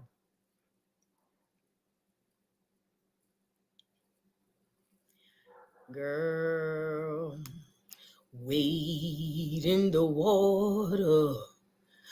Wade in the water, children, wade in the water. God's gonna trouble the water. Anywho, so after that, she takes to social media to respond to the people saying that was her karma. Hold on. Let me see. Is this the one? Hey, a special need kid. All right. And you right here talking about somebody's children. Take care of your kids, bitch. You was sleeping on my sofa, homeless. Bitch, stop playing with me while you was pregnant. You was in Miami on a boat, snow paddle. Why on a who this is she talking about? Hold on. Bitch is going missing for a fucking month. Bitch, you got a brain dead baby. Your baby ain't got a fucking brain. Bitch, you got a retarded child. Pause. Isn't Akbar the first one that to get up here and say, y'all always mentioning my children? Children should stay out of it. Now you over there messing with Alexis Sky talking about her baby. Is that Alexis? Got to be Alexis. Hold on. And the things that girl just said, but then, girl.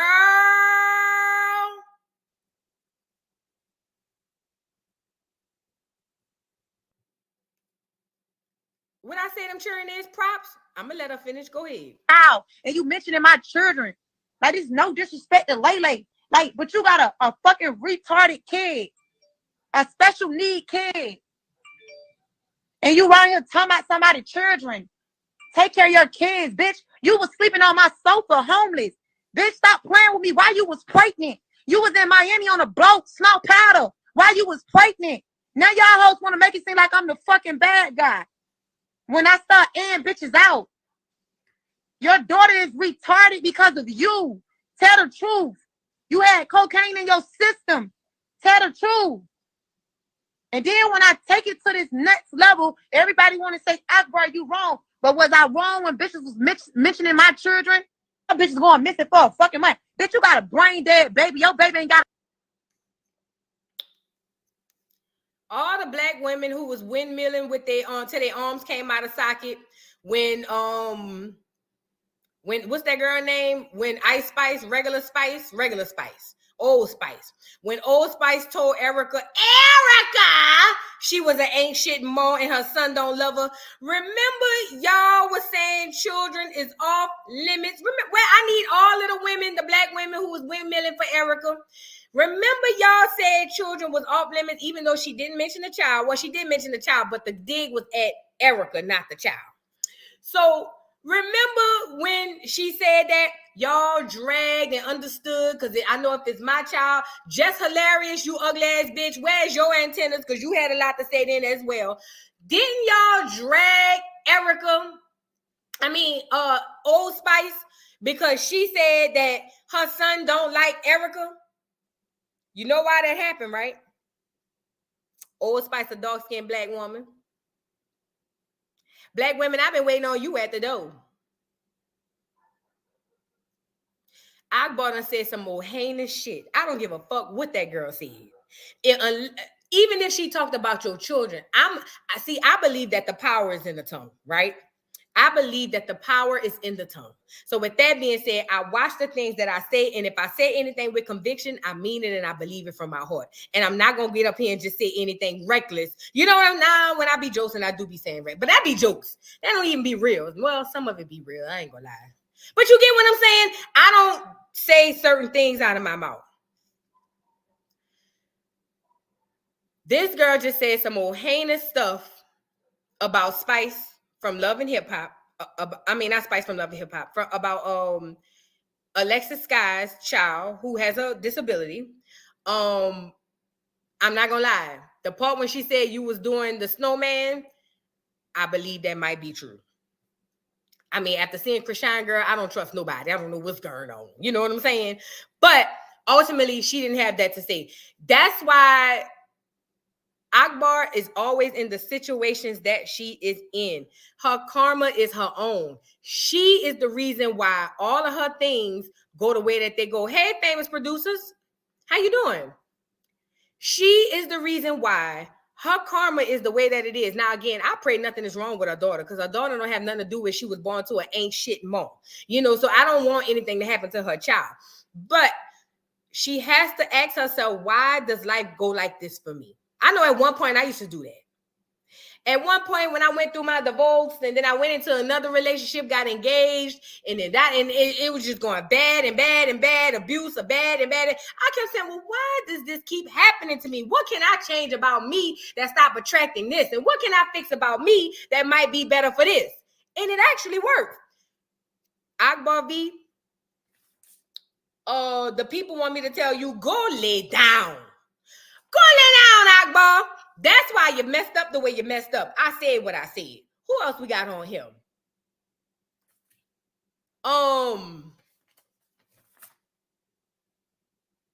Christian Keys, girl. Get him up here.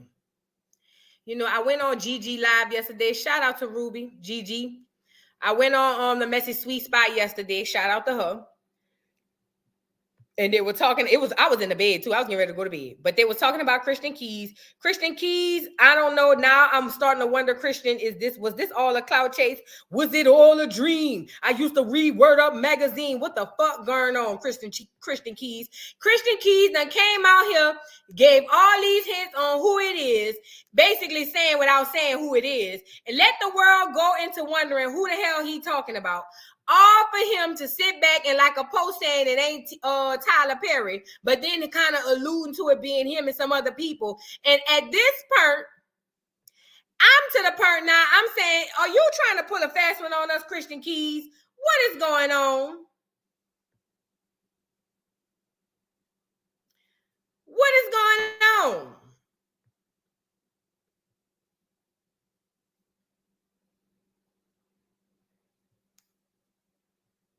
Oh, the world we live in, girl. Oh, the volume right there.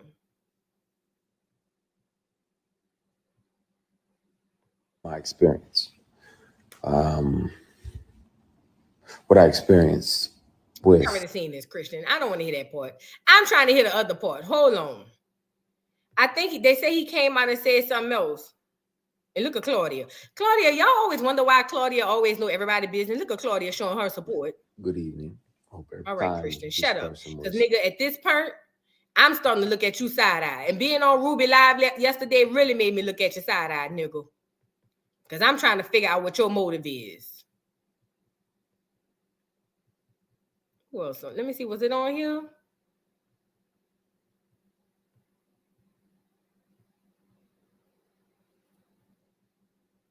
I just seen another post about him. But you know what? Before we get to him, look. I'm going to look him up on Twitter. Look at nigga. Jonathan Majors found. I'd like to say anything on Miss Majors' behalf. This is America. Y'all ever notice they always have a woke ass daddy? Look at him. This is America. This is America. Nigga, where was your antennas when he was down there swimming in the skim milk? No, the whole milk. Girl. Manhattan District Attorney released a statement following the Jonathan Majors guilty verdict. It says Jonathan Majors was just found guilty by Manhattan Criminal Court jury of assault in the 3rd degree and harassment in the 2nd degree. Read the statement from DA Braggs. At the Manhattan DA's office. Oh, this is in New York. See, New York always in the middle of something, girl. I gave y'all the night off. The Manhattan DA's office, we are committed to centering survival in all of our work. The evidence presented throughout this trial illustrated a cycle of psychological and emotional abuse and escalating patterns of coercion far too common across the many intimate partner violence cases we see each and every day. Today, the jury determined that pattern of abuse and coercion culminated with Mr. Majors assaulting and harassing his girlfriend. We thank the jury for its service and the survivors of the bravely telling their story, despite having to relive their trauma on the stand. Girl, listen. Like I said, Jonathan Majors ain't my worry. Once he goes swimming in the milk, I don't have nothing to do with him. Now, let me say this part. They're taking everything from him. They're taking everything from him. They want his head, as they should. They want his head, and they said what's his name? Let me go see Christian. Christian, what is you doing? They want his head, and I'm saying good. So it's so many of you niggas just don't get it. I got a video coming out after that, after we get off of here. All right, here we go. We got action. Let's get Christian up here.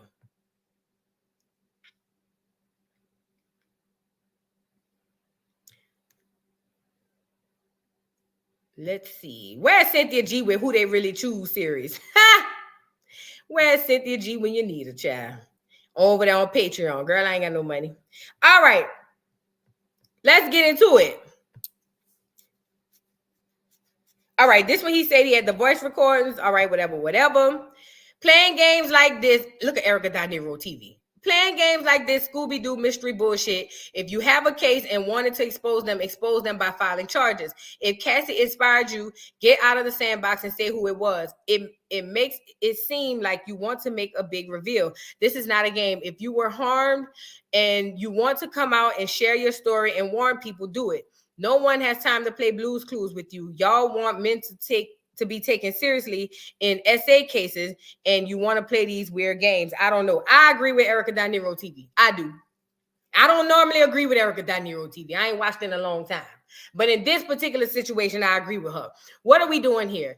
I told y'all, I said, listen, all right, you came out, you gave us all of these clues, you gave us all of this. Now what? You didn't come out and clear nobody's name. You didn't do nothing. All you did was drop the nugget and walk away. What is the motive here? It cannot be for justice, because if it was for justice, why haven't we pursued any other options?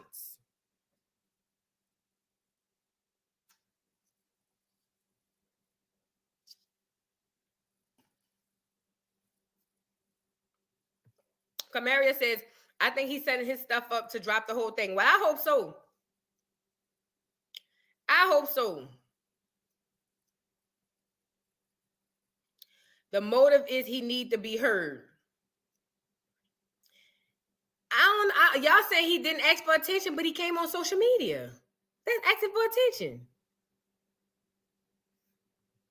In my opinion, I don't know. I could be wrong, but I'm starting to side-eye it, because it's just like, okay, you shed a light on something that we already knew, but it's good that as men, we're shedding lights on what's going on. But you alluded to it. You didn't say, like, this is how I look at it. If Christian Keys would have came out and said, this type of stuff happens in the industry, it's happened to me, and I just want to make you guys aware of it so you guys know at this point currently, I'm in this situation, If he had did it like that, I would say you are absolutely right. But he came out with it on some sly shit, like as if he's just like, oh, I'm about to put you on blast. Remember, I got recordings, I got this, I got that. Okay, you got our attention. Now what? What are we doing? How do we galvanize? How do we get behind you? What do you need from us?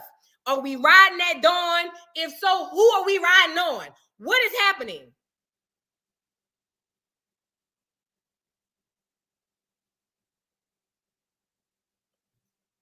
I'm confused. Yusuf says they're about to care more about male victims than female victims. They're trash, and the ones doing all the great, yeah, so I don't care. Yeah. Like, but this is what I'm saying. It's no different from, look, let me say this. This is how I look at it. Let's say, you know how, all right, let's say y'all fucks with me over here on Voodoo Doll TV. Y'all fucks with me, I fucks with y'all. Y'all my people. If I'm in a YouTube war, let's do it like this. I'm in a YouTube war. If everybody in this chat is fucking with the doll and they like, doll, whatever you need, let me know. And I'm like, bet. So I get on here and I be like, man, it's a YouTuber out here harassing me. They showed up at my house. They got a million subscribers.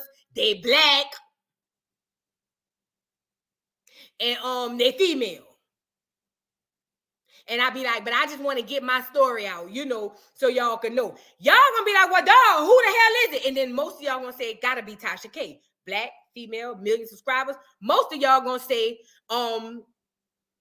you know what I'm saying? It's gotta be Tasha K. Now, if I leave y'all on that cliffhanger for days at a time, y'all get to going in Tasha K's doggone chat. Oh, bitch, you fucking with dog. Da, da, da, da, da, da, as you should, because I would too for you. But don't you think it would be in my best interest to say, hey, guys, don't go messing with Tasha K. It's not Tasha K. Don't do that, y'all. Don't y'all think that would be fair? Or at least be fair to be like, hey y'all, I came out with this information. Let me give you more context. Let me give you a little bit more. Versus just leaving y'all on a cliffhanger, not knowing where to go and what to do. Now y'all don't even know if y'all should hate a Tasha K or, you know, somebody big like a Lovely T, because I'm not.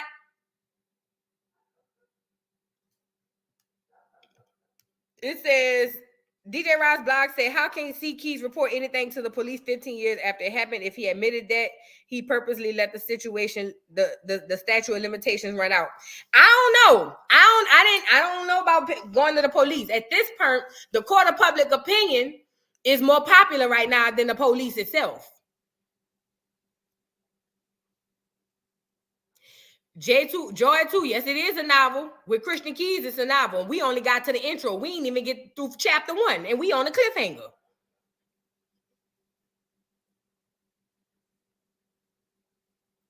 Exactly, Hampton's Finest. She says, when allegations are eluded on social media, pseudo detectives will come out of the woods. Absolutely.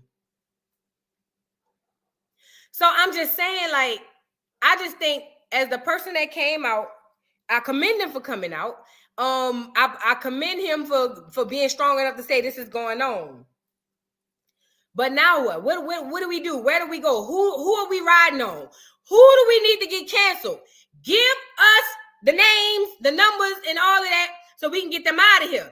We don't need you over there looking at us crazy. So, like, we looking at you crazy. What do we do now? Somebody say he did another, what you call it? Let me scroll down Twitter. Hold on.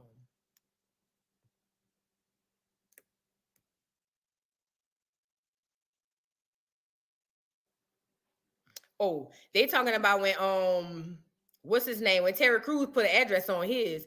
Terry Crews said who it was, who was doing him dirty. I give him that. Now, I did look at him a little crazy saying, well, damn, Terry Crews, you a big old nigga. You let a clear man just come grab you like that, fat? It was more important to get that title created by. You know, Tyler does a lot of his own shows. This is his first time ever really branching out and bringing someone else in to in the show. That's and not just saying they don't think it's Tyler Perry because he's still working on his shows. You know what? Whoever it is, he was sending a message like, nigga, I will out your ass. Let me see.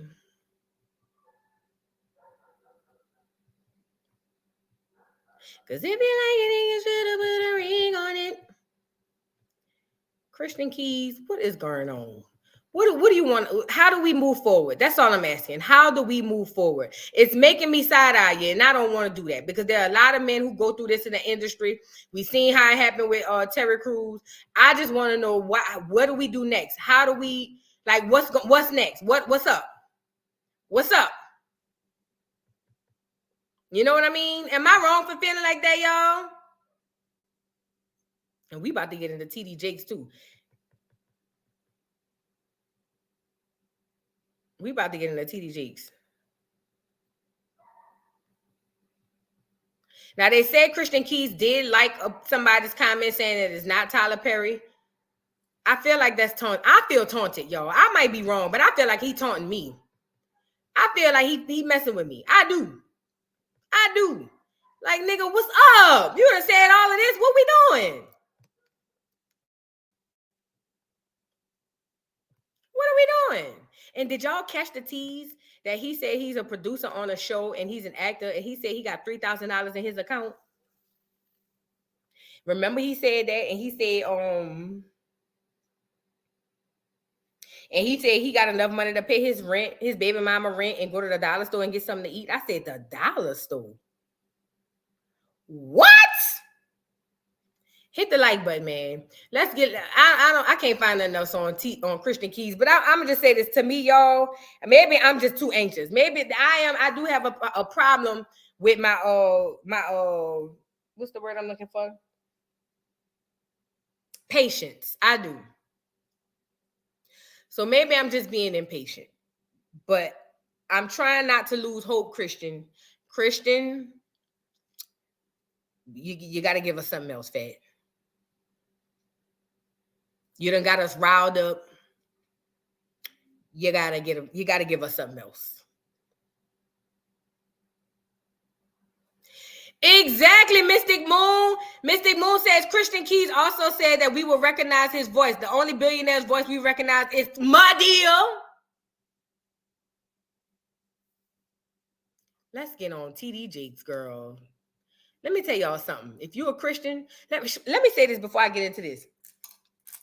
Shout out to the young lady. I'm not going to say your name, but I got a DM today on my way home from work from a young lady who said she loved me. She followed me all the way up until I started talking bad about Divine Nine.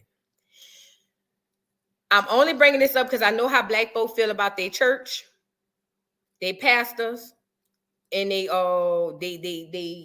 sororities and fraternities, they Divine Nines.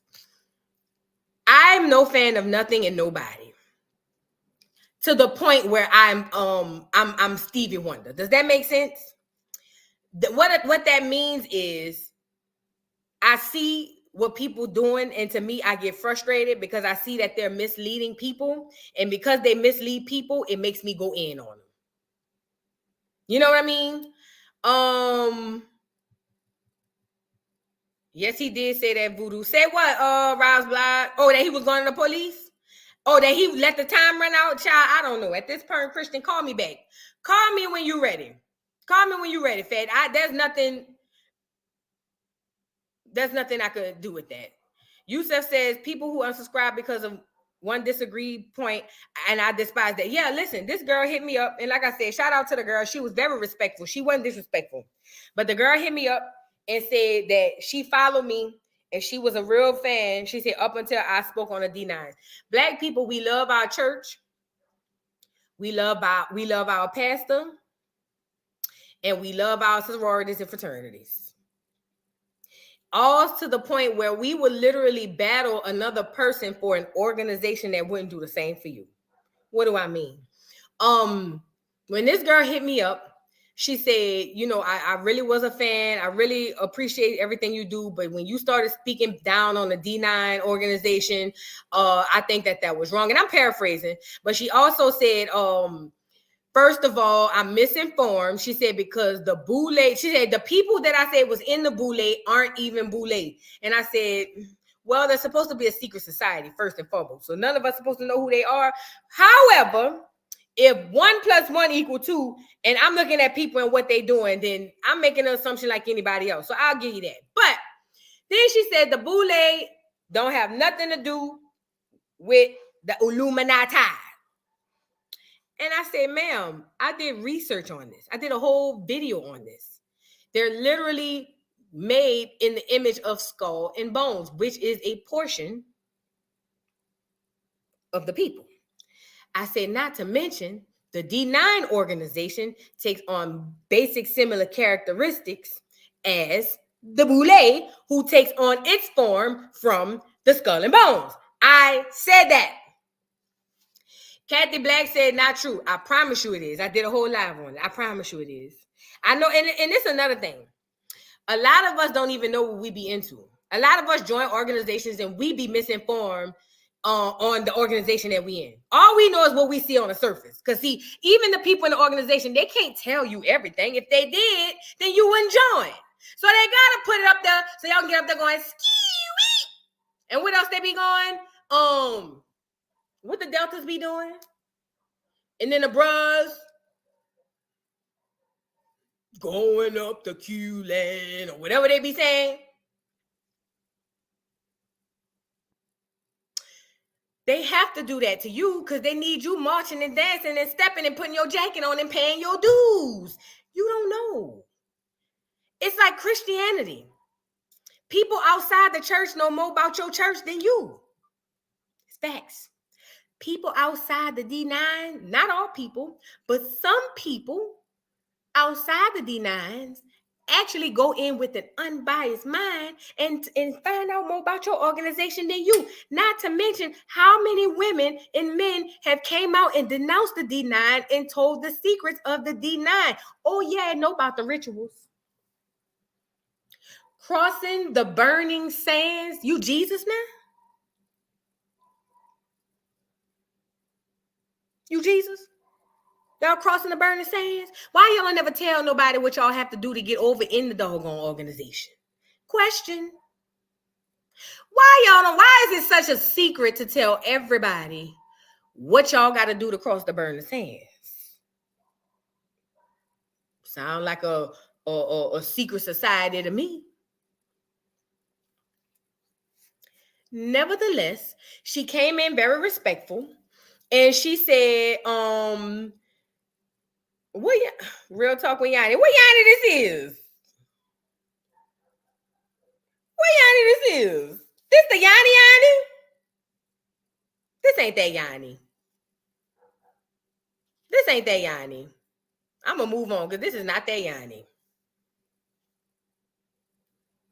This that Yanni? Hey, girl. Oh, Lord, hey, girl. Girl, Yanni, I love your channel, girl. Girl, I love your channel. Shout out to Yanni. Hey, Yanni. Girl, Yanni over here, girl. This is too much. Anyway, let me stop. I fucks with Yanni. I like Yanni. Hey, Yanni. I love your channel. I love your channel. Yanni, you is a beast, girl. Love your channel. It's thebomb.com. Okay, girl. Love the channel. Okay. But y'all welcome Yanni in. Y'all welcome Yanni in. So look, a lot of us outside of the organization, we know more about the organization because we don't have the blinders on that you do inside of it, which is like, I'm getting to TD Jakes. TD Jakes is another one. Now, I'm saying this to say I brought up the D9 organization because, first of all, like I said, shout out to the young lady. Shout out to the young lady who hit me up, very respectful. She was not disrespectful. She was very, very respectful. So shout out to that young lady. But she expressed the way she felt. And I asked her, I said, oh, thank you, Yanni, for the super chat. She says, thank you. Thank you so much for the super chat, Yanni. She was honest, and she said, you know, if that's my organization and I know about it. And the fact of the matter is, you don't know everything about it. I don't know everything about it. But I did a whole live and I pulled up the research that shows you that this Sigma Pi Phi organization was modeled after the Skull and Bones. It's documented. It's documented. It's documented.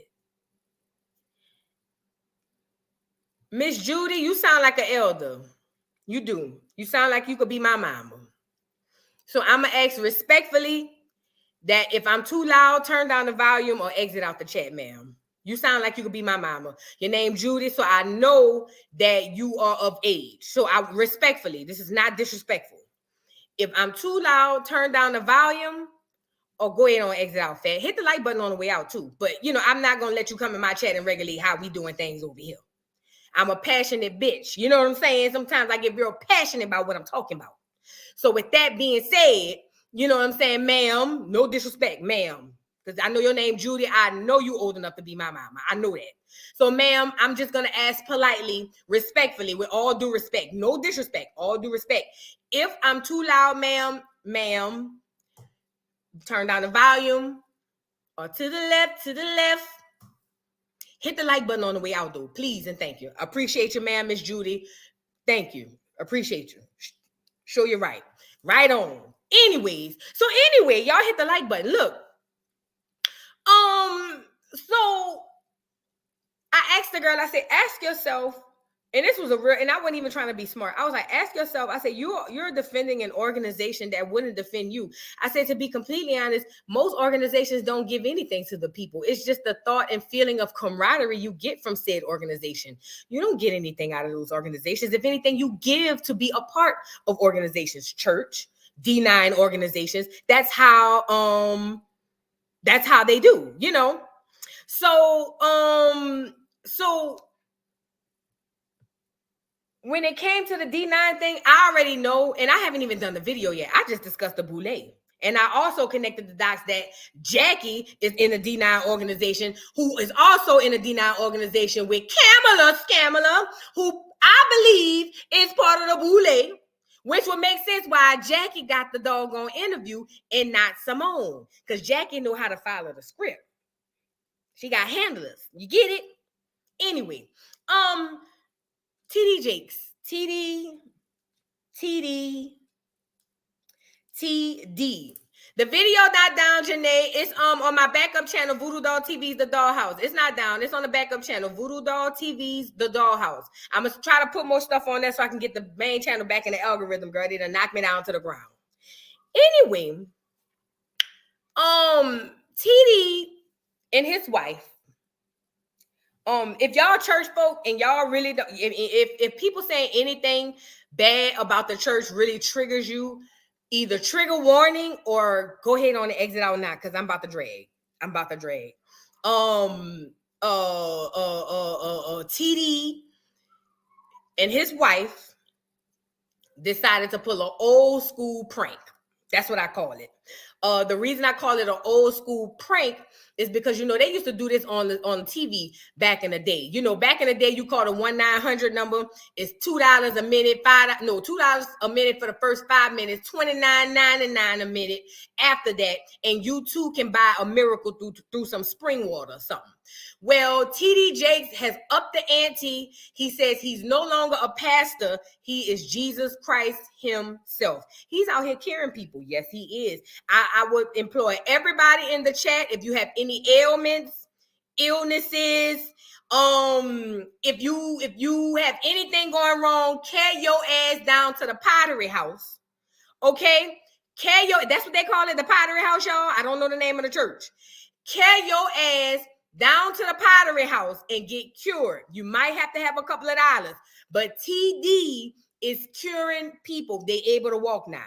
Now, the last person I heard of that was having people walk, curing leprosy, walking on water and all of that was the Big J, Jesus Christ.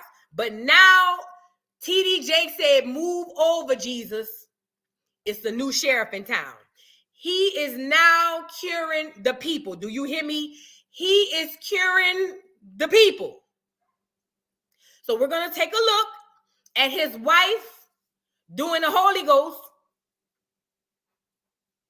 as she marched on down to freedom. Let me say this too. There's a special place in Hades for people like that. I believe that if it does exist the way we were taught, TD Jakes gonna be the doorman down there. He gonna be down there. Oh, you got to know that part. TD Jakes, girl, TD Jakes gonna be in charge of entering. Do you hear me? He gonna be down there. Oh, he gonna be the first one. Thank you for the super chat, Tyra. She says drag that. Yeah, about to drag. But let's get into TD. TD had to get on here and say what he had to say about him and his wife. You know, y'all seen how Tyler Perry done blessed them and gave him the Holy Ghost. I didn't know Madea could do that. Now I know Madea could curse people out, but I didn't know Madea could also give people the Holy Ghost and hit their head and go. I didn't know Madea could do that, but apparently my dear, mother dear, whatever y'all say the name mean, apparently my dear is a jack of all trades. No, a Jackie of all trades. A Jackie of all trades, because my dear done cat her ass down there and cured, I don't know what she did to TD, but whatever she did to TD, after she sold a seed of $1 million, she went around there and what do you call it?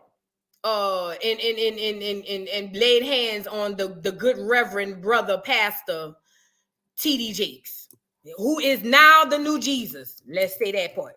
But he gotta be white Jesus, though. He can't be black Jesus. He gotta be the white Jesus. So that's what he said, and that's what's going on. Hold on. Let's get it, him and his wife up here. They got to say what they got to say. They need y'all to see that they can cure the sick, the ailments, everything. If you need anything, like I said, carry your ass down to the Pottery House. TD is down there curing people like 90 going west. Do you hear me? If you need a cure, carry your ass down to the Pottery House. TD got you. Now, I don't know how much it costs. I didn't call and ask. I got to call a Pottery House and see how much it costs, because I might go see if I could get them to lay hands on me, you know, to see if they could help me out with a couple of things here and there. You know, I don't know. But until then, right now, if y'all need cures for anything, carry your ass down to the Pottery House. Ain't that the name of it, y'all? The Pottery House, where TD be curing people and all of that.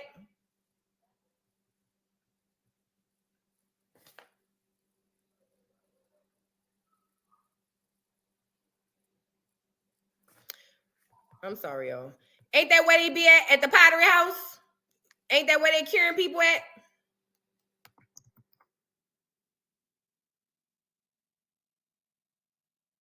Let me see. This man got 6.1 million followers on Instagram. Ooh, God got a special place in Hades for them. Gonna do the deep dive on them. You know that part. You got to know that part. I'm gonna do a deep dive on Brother TD. Oh, gonna do it. Y'all gonna really hate me then. Y'all think y'all don't like me about the D9. Y'all gonna hate me when I get to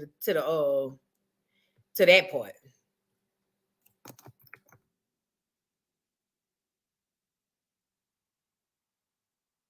Oh, what's on my keys? Girl, what's going on? All right. I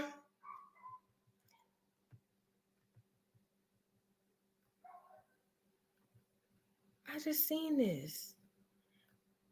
Oh, here we go. All right, you guys, are you ready? Are you ready for a healing? You have to be ready for a healing in order to see this. Check it out. TD is curing wives, churn, hide your wives. No, don't hide them, unhide them, because TD curing everybody. Check it out. We're gonna fight till we leap to the rock.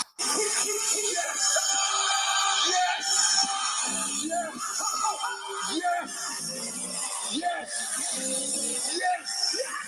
We're gonna fight back. We're gonna fight till we win. We're gonna fight till we jump. We're gonna fight till we leap to the rock. Yes. Look at him. Yes. We're gonna fight back. We're gonna fight till we win. We're gonna fight till we jump. We're gonna fight till we leap to the rock. Yes. Y'all see it? I know you see it. I know you see it. TD Jakes cured his wife. She had knee problems. She couldn't walk. She couldn't talk. She couldn't live. She couldn't breathe. She was on some R. Kelly. She can't sleep. She can't breathe. She can't do nothing without him in her life. Something like that or something. I don't remember. Thank you for the super sticker, Ebony Pender. Thank you so much.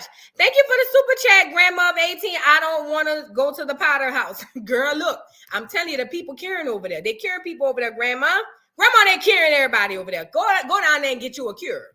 Thank you for the super chat, Donna Sharif. The Potter's house. Yes. Is it? I said the Pottery house. Girl, I don't know. I didn't know the churches had nicknames no more. But listen, if you or anyone you know, a loved one, would love to be cured, this is the place.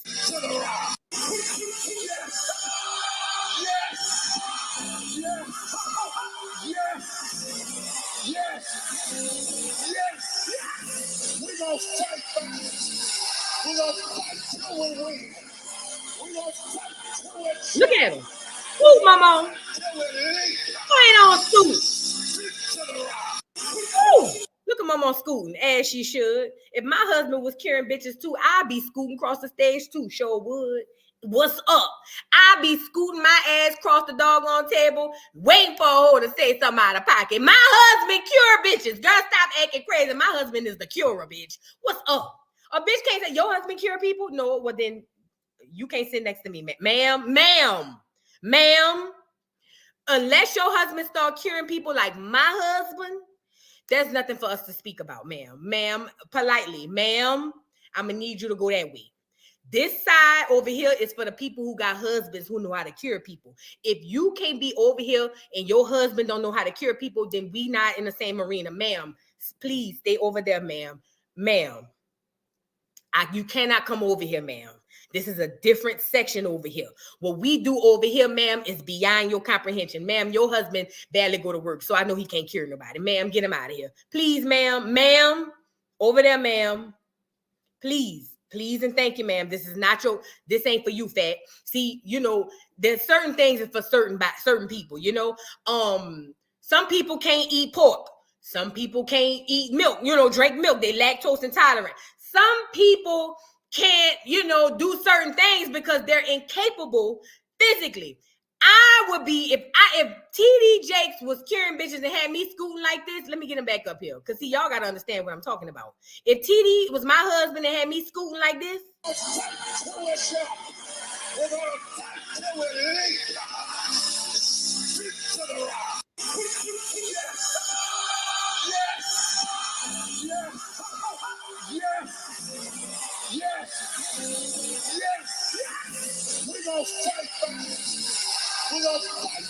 If my husband had me scooting cross stage like this, ma'am, you can't, ma'am. All due respect, ma'am. It's levels, and you not on my level. So, ma'am, I'm sorry. I'm not trying to be elitist. I'm not trying to be nasty, but ma'am, you're not on my level, ma'am. Sorry, you're not. Sorry, ma'am. All due respect, sorry. Your man just drive the school bus. My man will make a school bus with his bare hands. We not the same. You see what I'm saying? Anyways, let me say this. TD is out here pulling another fast one on the people. Yes, he is. You can carry your ass down to the pottery house. What they say, the potter's house. You can carry your ass for $9.99. You might get an apartment. I don't know for sure. They say he high value. So you might get an apartment for $9.99. I mean $999, not $9.99. But you might can get your ass an apartment down there by the TD family. So he can give you a cure, but he don't do it for everybody. They say only for his wife and select people who he pay on the background. Let me say this, y'all. Black people, y'all gotta let go of these entities. We are in a time of idol worship. Y'all love the pastor more than y'all love Jesus. Can we talk? Are we talking or are we talking? Are we talking or are we bullshitting? What are we doing? Are we talking or are we bullshitting? Black people, this is another thing. See, I said we were sick earlier, and I'm going to continue on that. We are sick. Me just sitting up here talking about TD. Watch when the replay game come back. Pay attention to the comments. Why somebody going there and drag me? Watch. Simply because I said TD is playing in y'all face. He got 7 million followers almost. He playing in y'all face, fat. Is doing that. And they say it's easier to trick a person than to tell a person they're being tricked. And every day I see it more often and more often and more often. I seen some people under the comments saying that is a man of the cloth. Y'all going to hell. And I said, well, we going to hell for laughing, but he the one deceiving the whole group of, How is it that I'm going to hell for laughing at his wife scooting across the damn floor, but he not going to hell for lying to a whole group of people and having them people give him their money, sowing their seed so that he can put more money in his pocket and sell the spring water. And I'm not being literal. I'm being figuratively. But sell the spring water to your duck ass. Make it make sense. Mims, make it make sense. Like, what are we doing? What are we doing? And I just find it very rich that Black people are in love with these entities so much so that it will cause a divide in you and somebody else. He's a false prophet. He's a liar. He's not a good person. Gonna do the deep dive. I can't wait. Oh, girl, I can't wait to do this deep dive. Oh, y'all think they didn't like me. Listen, I didn't want to do the D9 thing, and I didn't want to touch the religion because I said, Lord, I'm gonna lose a lot of my people. But then after I thought about it, I said, you know what? Y'all know how my mind is. Y'all know how my mind is. I get a thought that be sound, and then the Kermit the Frog in the back of my head be saying, fuck all that. You know what I'm saying? So that's where I came from with it. I said, you know what? Fuck all that. If you are going to disagree on one thing that I say and completely unfollow me because you don't like that I said the D9 organizations is a sublet of a sublet that is directly monitored after the Skull and Bones, see you later, fat. It's your decision. I can't make you sub to me and follow me. If you're going to disagree with me or feel some type of way because TD Jakes is up here lying to you, he ain't lying to me. I ain't sitting in the audience. I don't watch him on TV. I don't get up on Sunday mornings and get dressed to go on Zoom to see this nigga. Don't do it. So it don't affect me. But if you're going to get up here and battle with me, because I'm not saying nothing about God. I'm saying something about the man that you believe is God, whether you want to believe it or not subconsciously. Because I'm saying something about the man you revere as your God. It's a what do you call it? Oh, it's a deal breaker. That's a deal breaker. How dare you speak of the bishop? Like the story I told y'all at the beginning of this live. When I spoke on Bishop Paul Martin carrying his ass down to the crazy hospital because allegedly, and I got to say this for the allegedly, but I was there. He was riding there messing with them little boys and they found out them boys wanted to pop my head off because how dare you speak about the bishop? Oh God, no. Yet when he do something real jacked up, the first thing black folks say is, he's still a man. Is it 6 one way or half a dozen the other? What are we doing? Are we holding them accountable or are we not? These prosperity preachers, as they call them,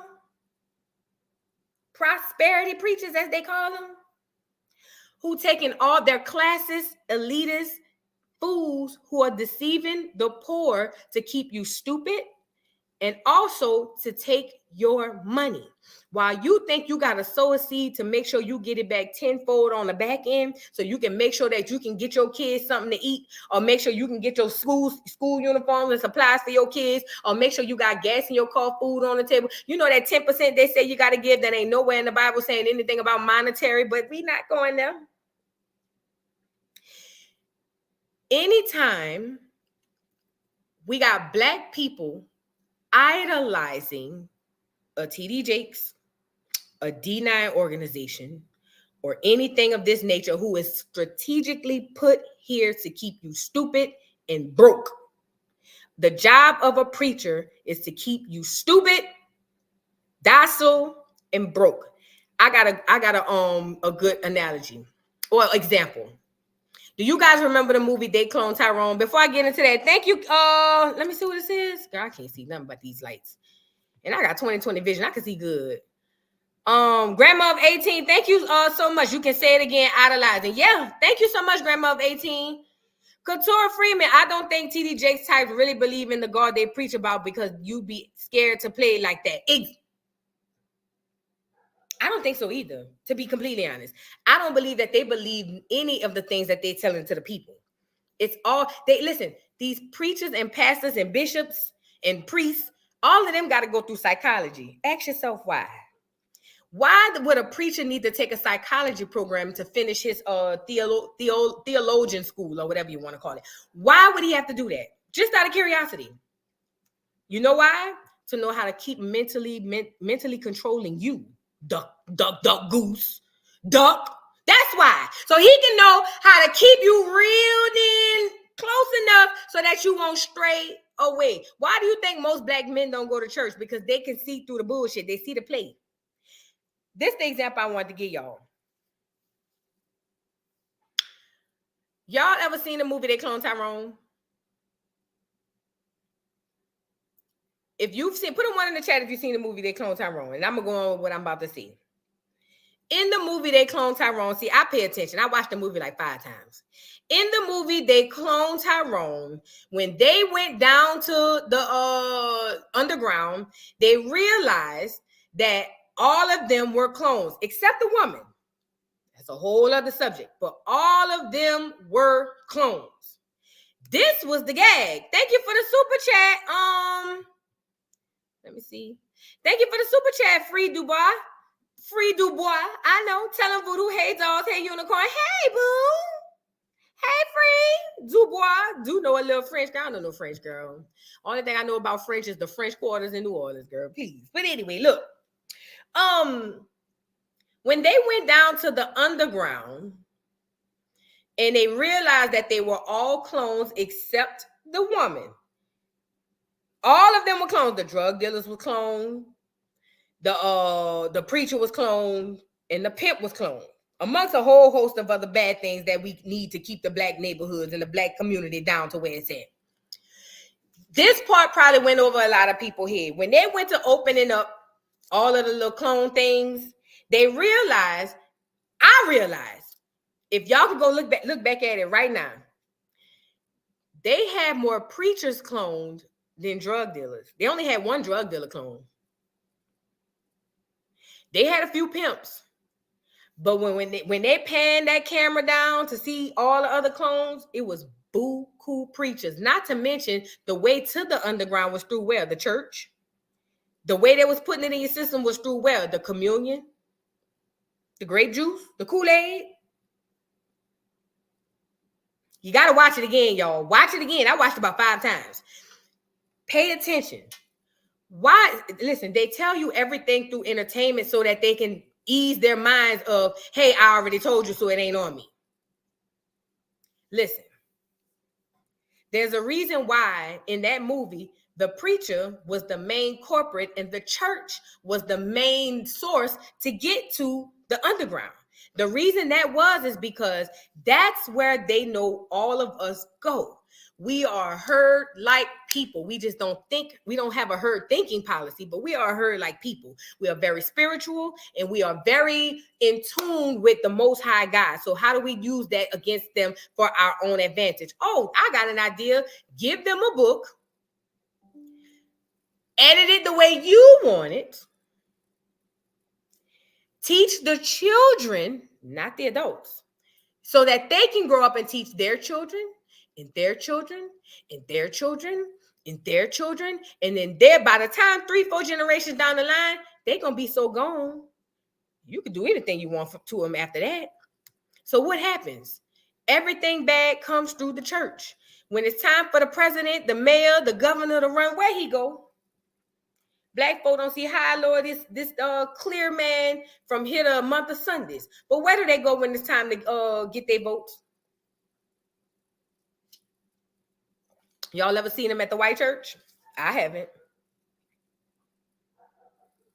You don't think they slide the pastor something under the table when they go to carry their ass down there to get up there? You don't think the pastor is selling them your vote?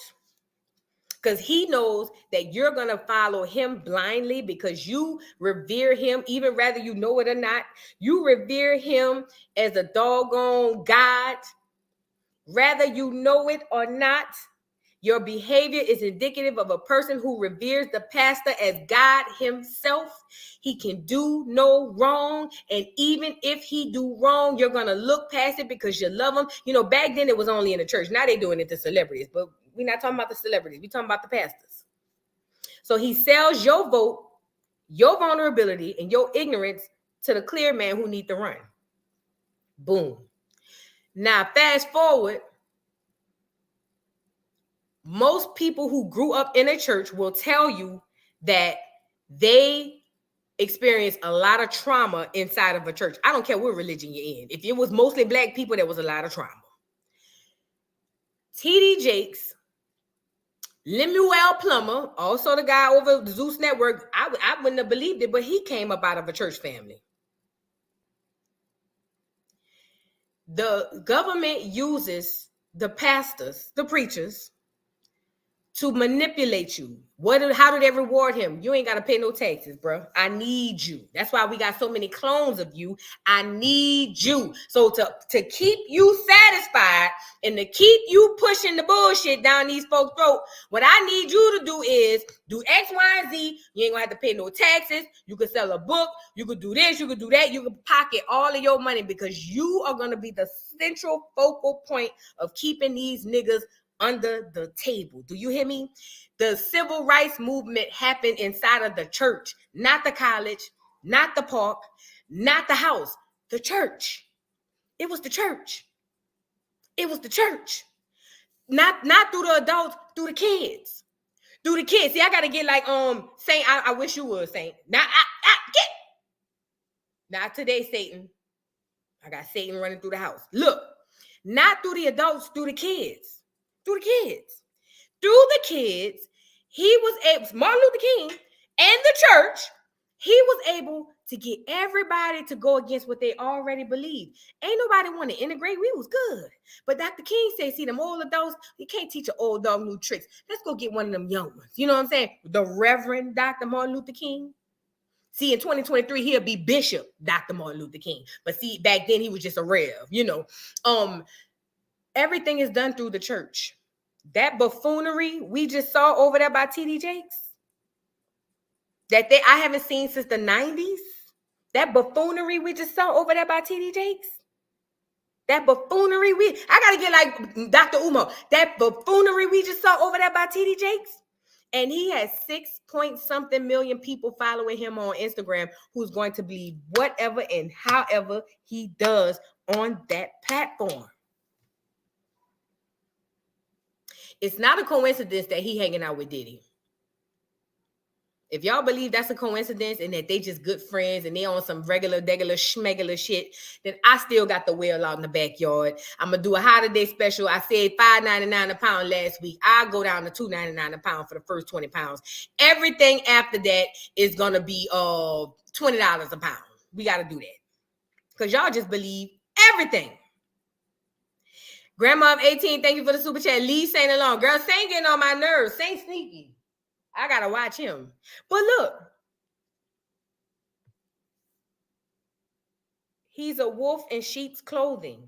TD Jakes. He's not a good person. He's not a good man. He does not care about you, because if he did, he wouldn't have no broke people in his church. You know how much money he make? He could change the lives of everybody walking through the doors that's tied and done tied to his church. But he don't want that. That's what classism does.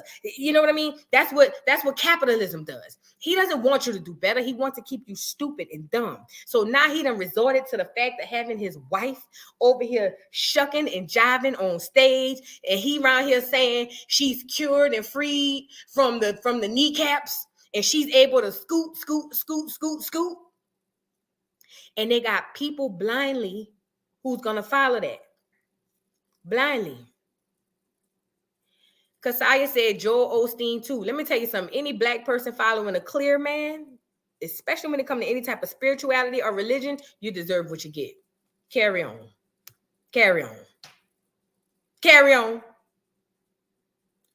But I'm talking about the Negroes who do this to the other Negroes and are purposely doing these things to harm you. Just because you don't see physical harm don't mean it's not doing that.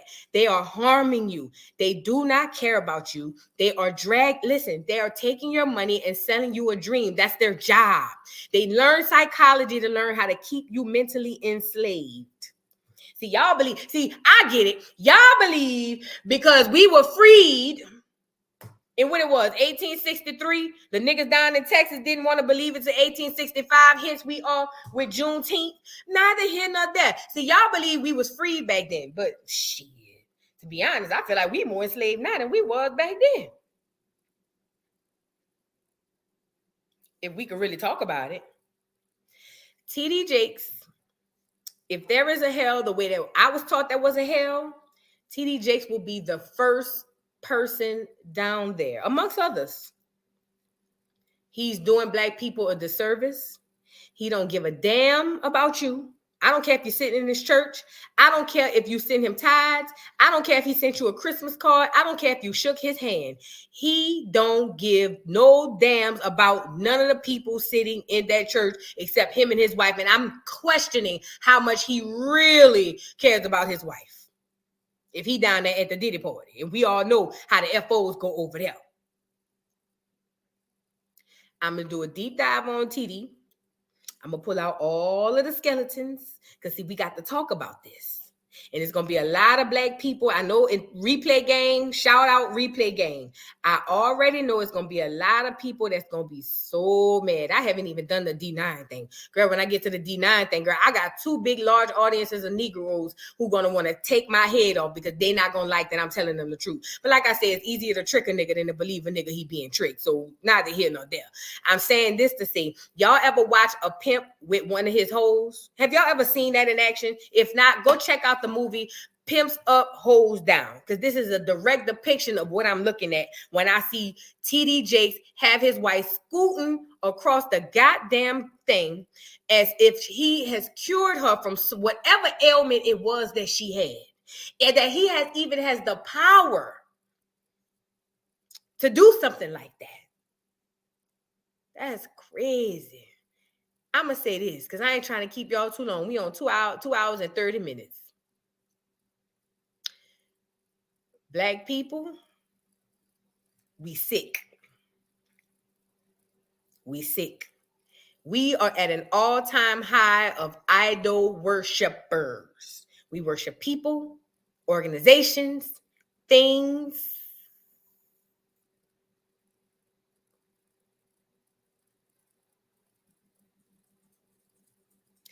I'm just saying, if y'all want to continue to be sick and get this man your money and believe his words, by all means, have at it, fat. I ain't got nothing to do with that. But I say this part. This the part I got to say.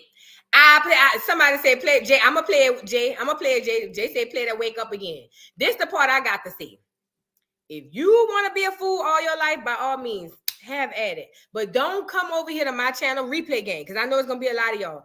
Don't come over here to my channel bashing me for trying to educate people that may not know. Just because you just want to be blind, that's fine. I'm not even condemning you for it. I can only give you the information and let you do with it as you please. Let the chips fall where they may. But I don't think it's right that you come over here to my comments bashing me because I'm the only one telling the truth. TDJ's lying to you. There's no way you can believe that what this man is doing over there is real. There's no way. If you believe that this is real, then you might as well believe in Santa Claus. There's no way you can believe this is real. No way possible. Look at this. Yes.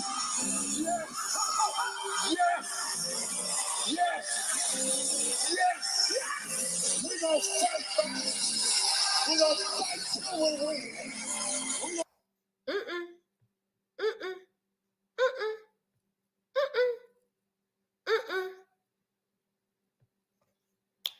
If you believe that, I ain't got nothing to tell you. You beyond my repair. If you believe that, you are beyond my repair. But let me say this.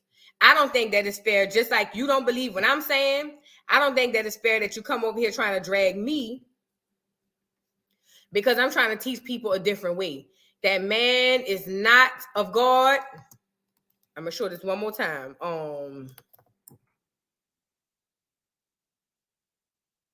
That man is not of God. Y'all can believe that if you want. I don't.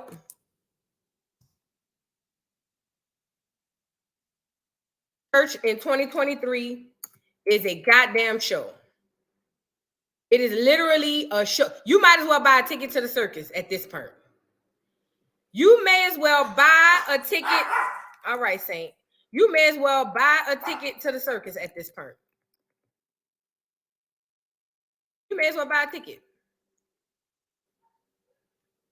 Oh, come on now, girl. What is going on? You may as well buy a ticket. To give $1 million.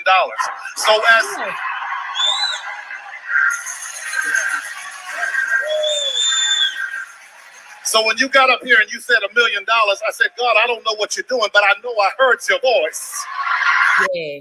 God told Tyler Perry to carry his ass down to the Pottery House and give this man $1 million while they got people in the audience literally sitting there crying and don't know how they're going to pay their bills. Yeah, that's what God told him. Girl, y'all is crazy. Oh, crazy. Black people, listen, I understand sometimes how white people feel about us. We really crazy. Y'all crazy. Y'all crazy. Look. I pray right now that you will continue to do everything you're doing. I pray his anointing will stay upon you. I pray the power of God all over you. I pray his favor. I pray the blood of Jesus will come upon you right now. Keep you in his care. God, I thank you for your blessings.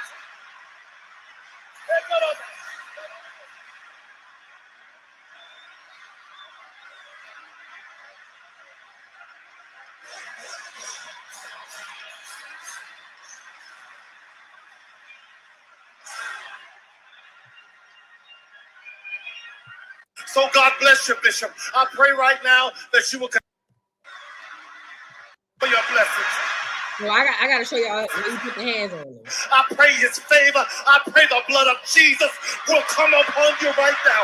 Keep you in his care. God, I thank you for your blessings. And look at the rest of the circus in the background with the bullshit. Look at him. Girl, there's a special place in hell for people like that. And if y'all want to battle me because I said he ain't shit, let me say it louder for the people in the Replay Gang. You're gonna want to click on this live and you're gonna say Voodoo Doll has been down talking TD Jakes, and she has over there hating on the good man of the cloth and of the Lord. You're gonna say all these things, and I didn't say either of the sort, but since you're gonna say it, I might as well say it. Let me say this. Fuck TD Jakes. TD Jakes ain't shit. I hope whatever happened to that nigga happened tenfold in ASAP Rocky. He is a detriment and a cancer to black people. Him and people like him has a special place in Hades. He is the devil reincarnated himself. Yes.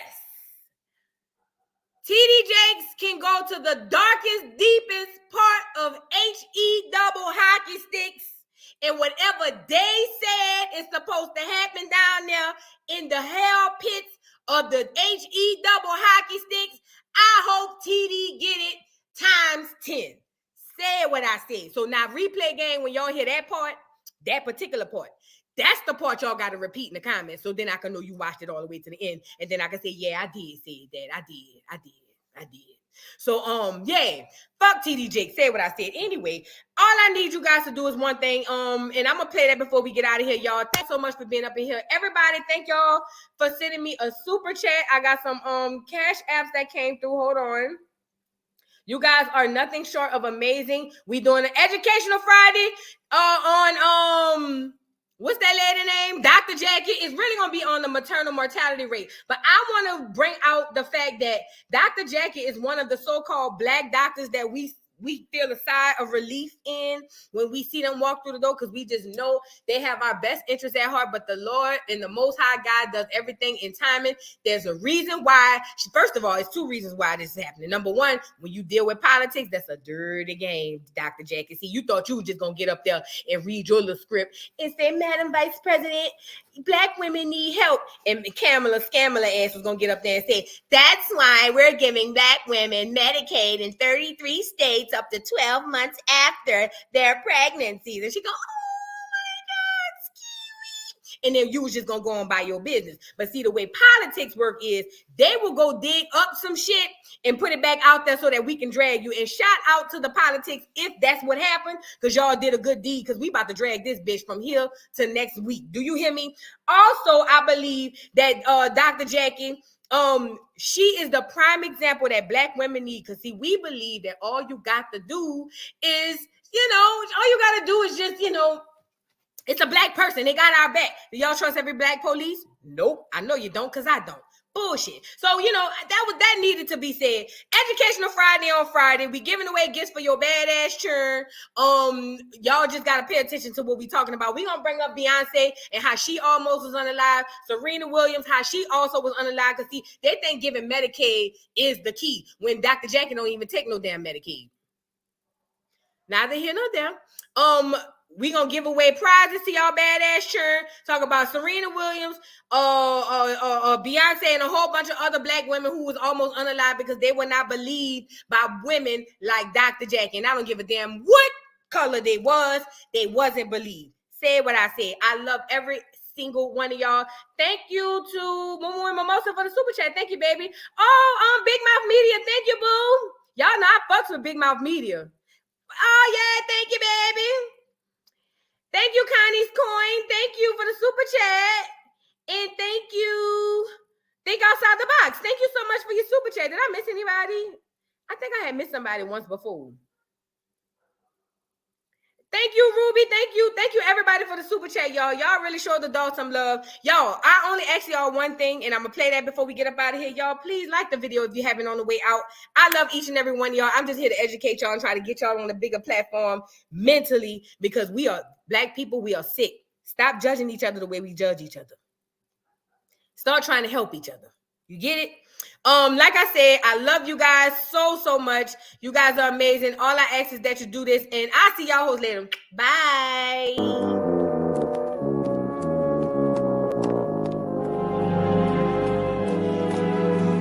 Wake up! Please wake up. Can you hear me now? Oh, let's go! It's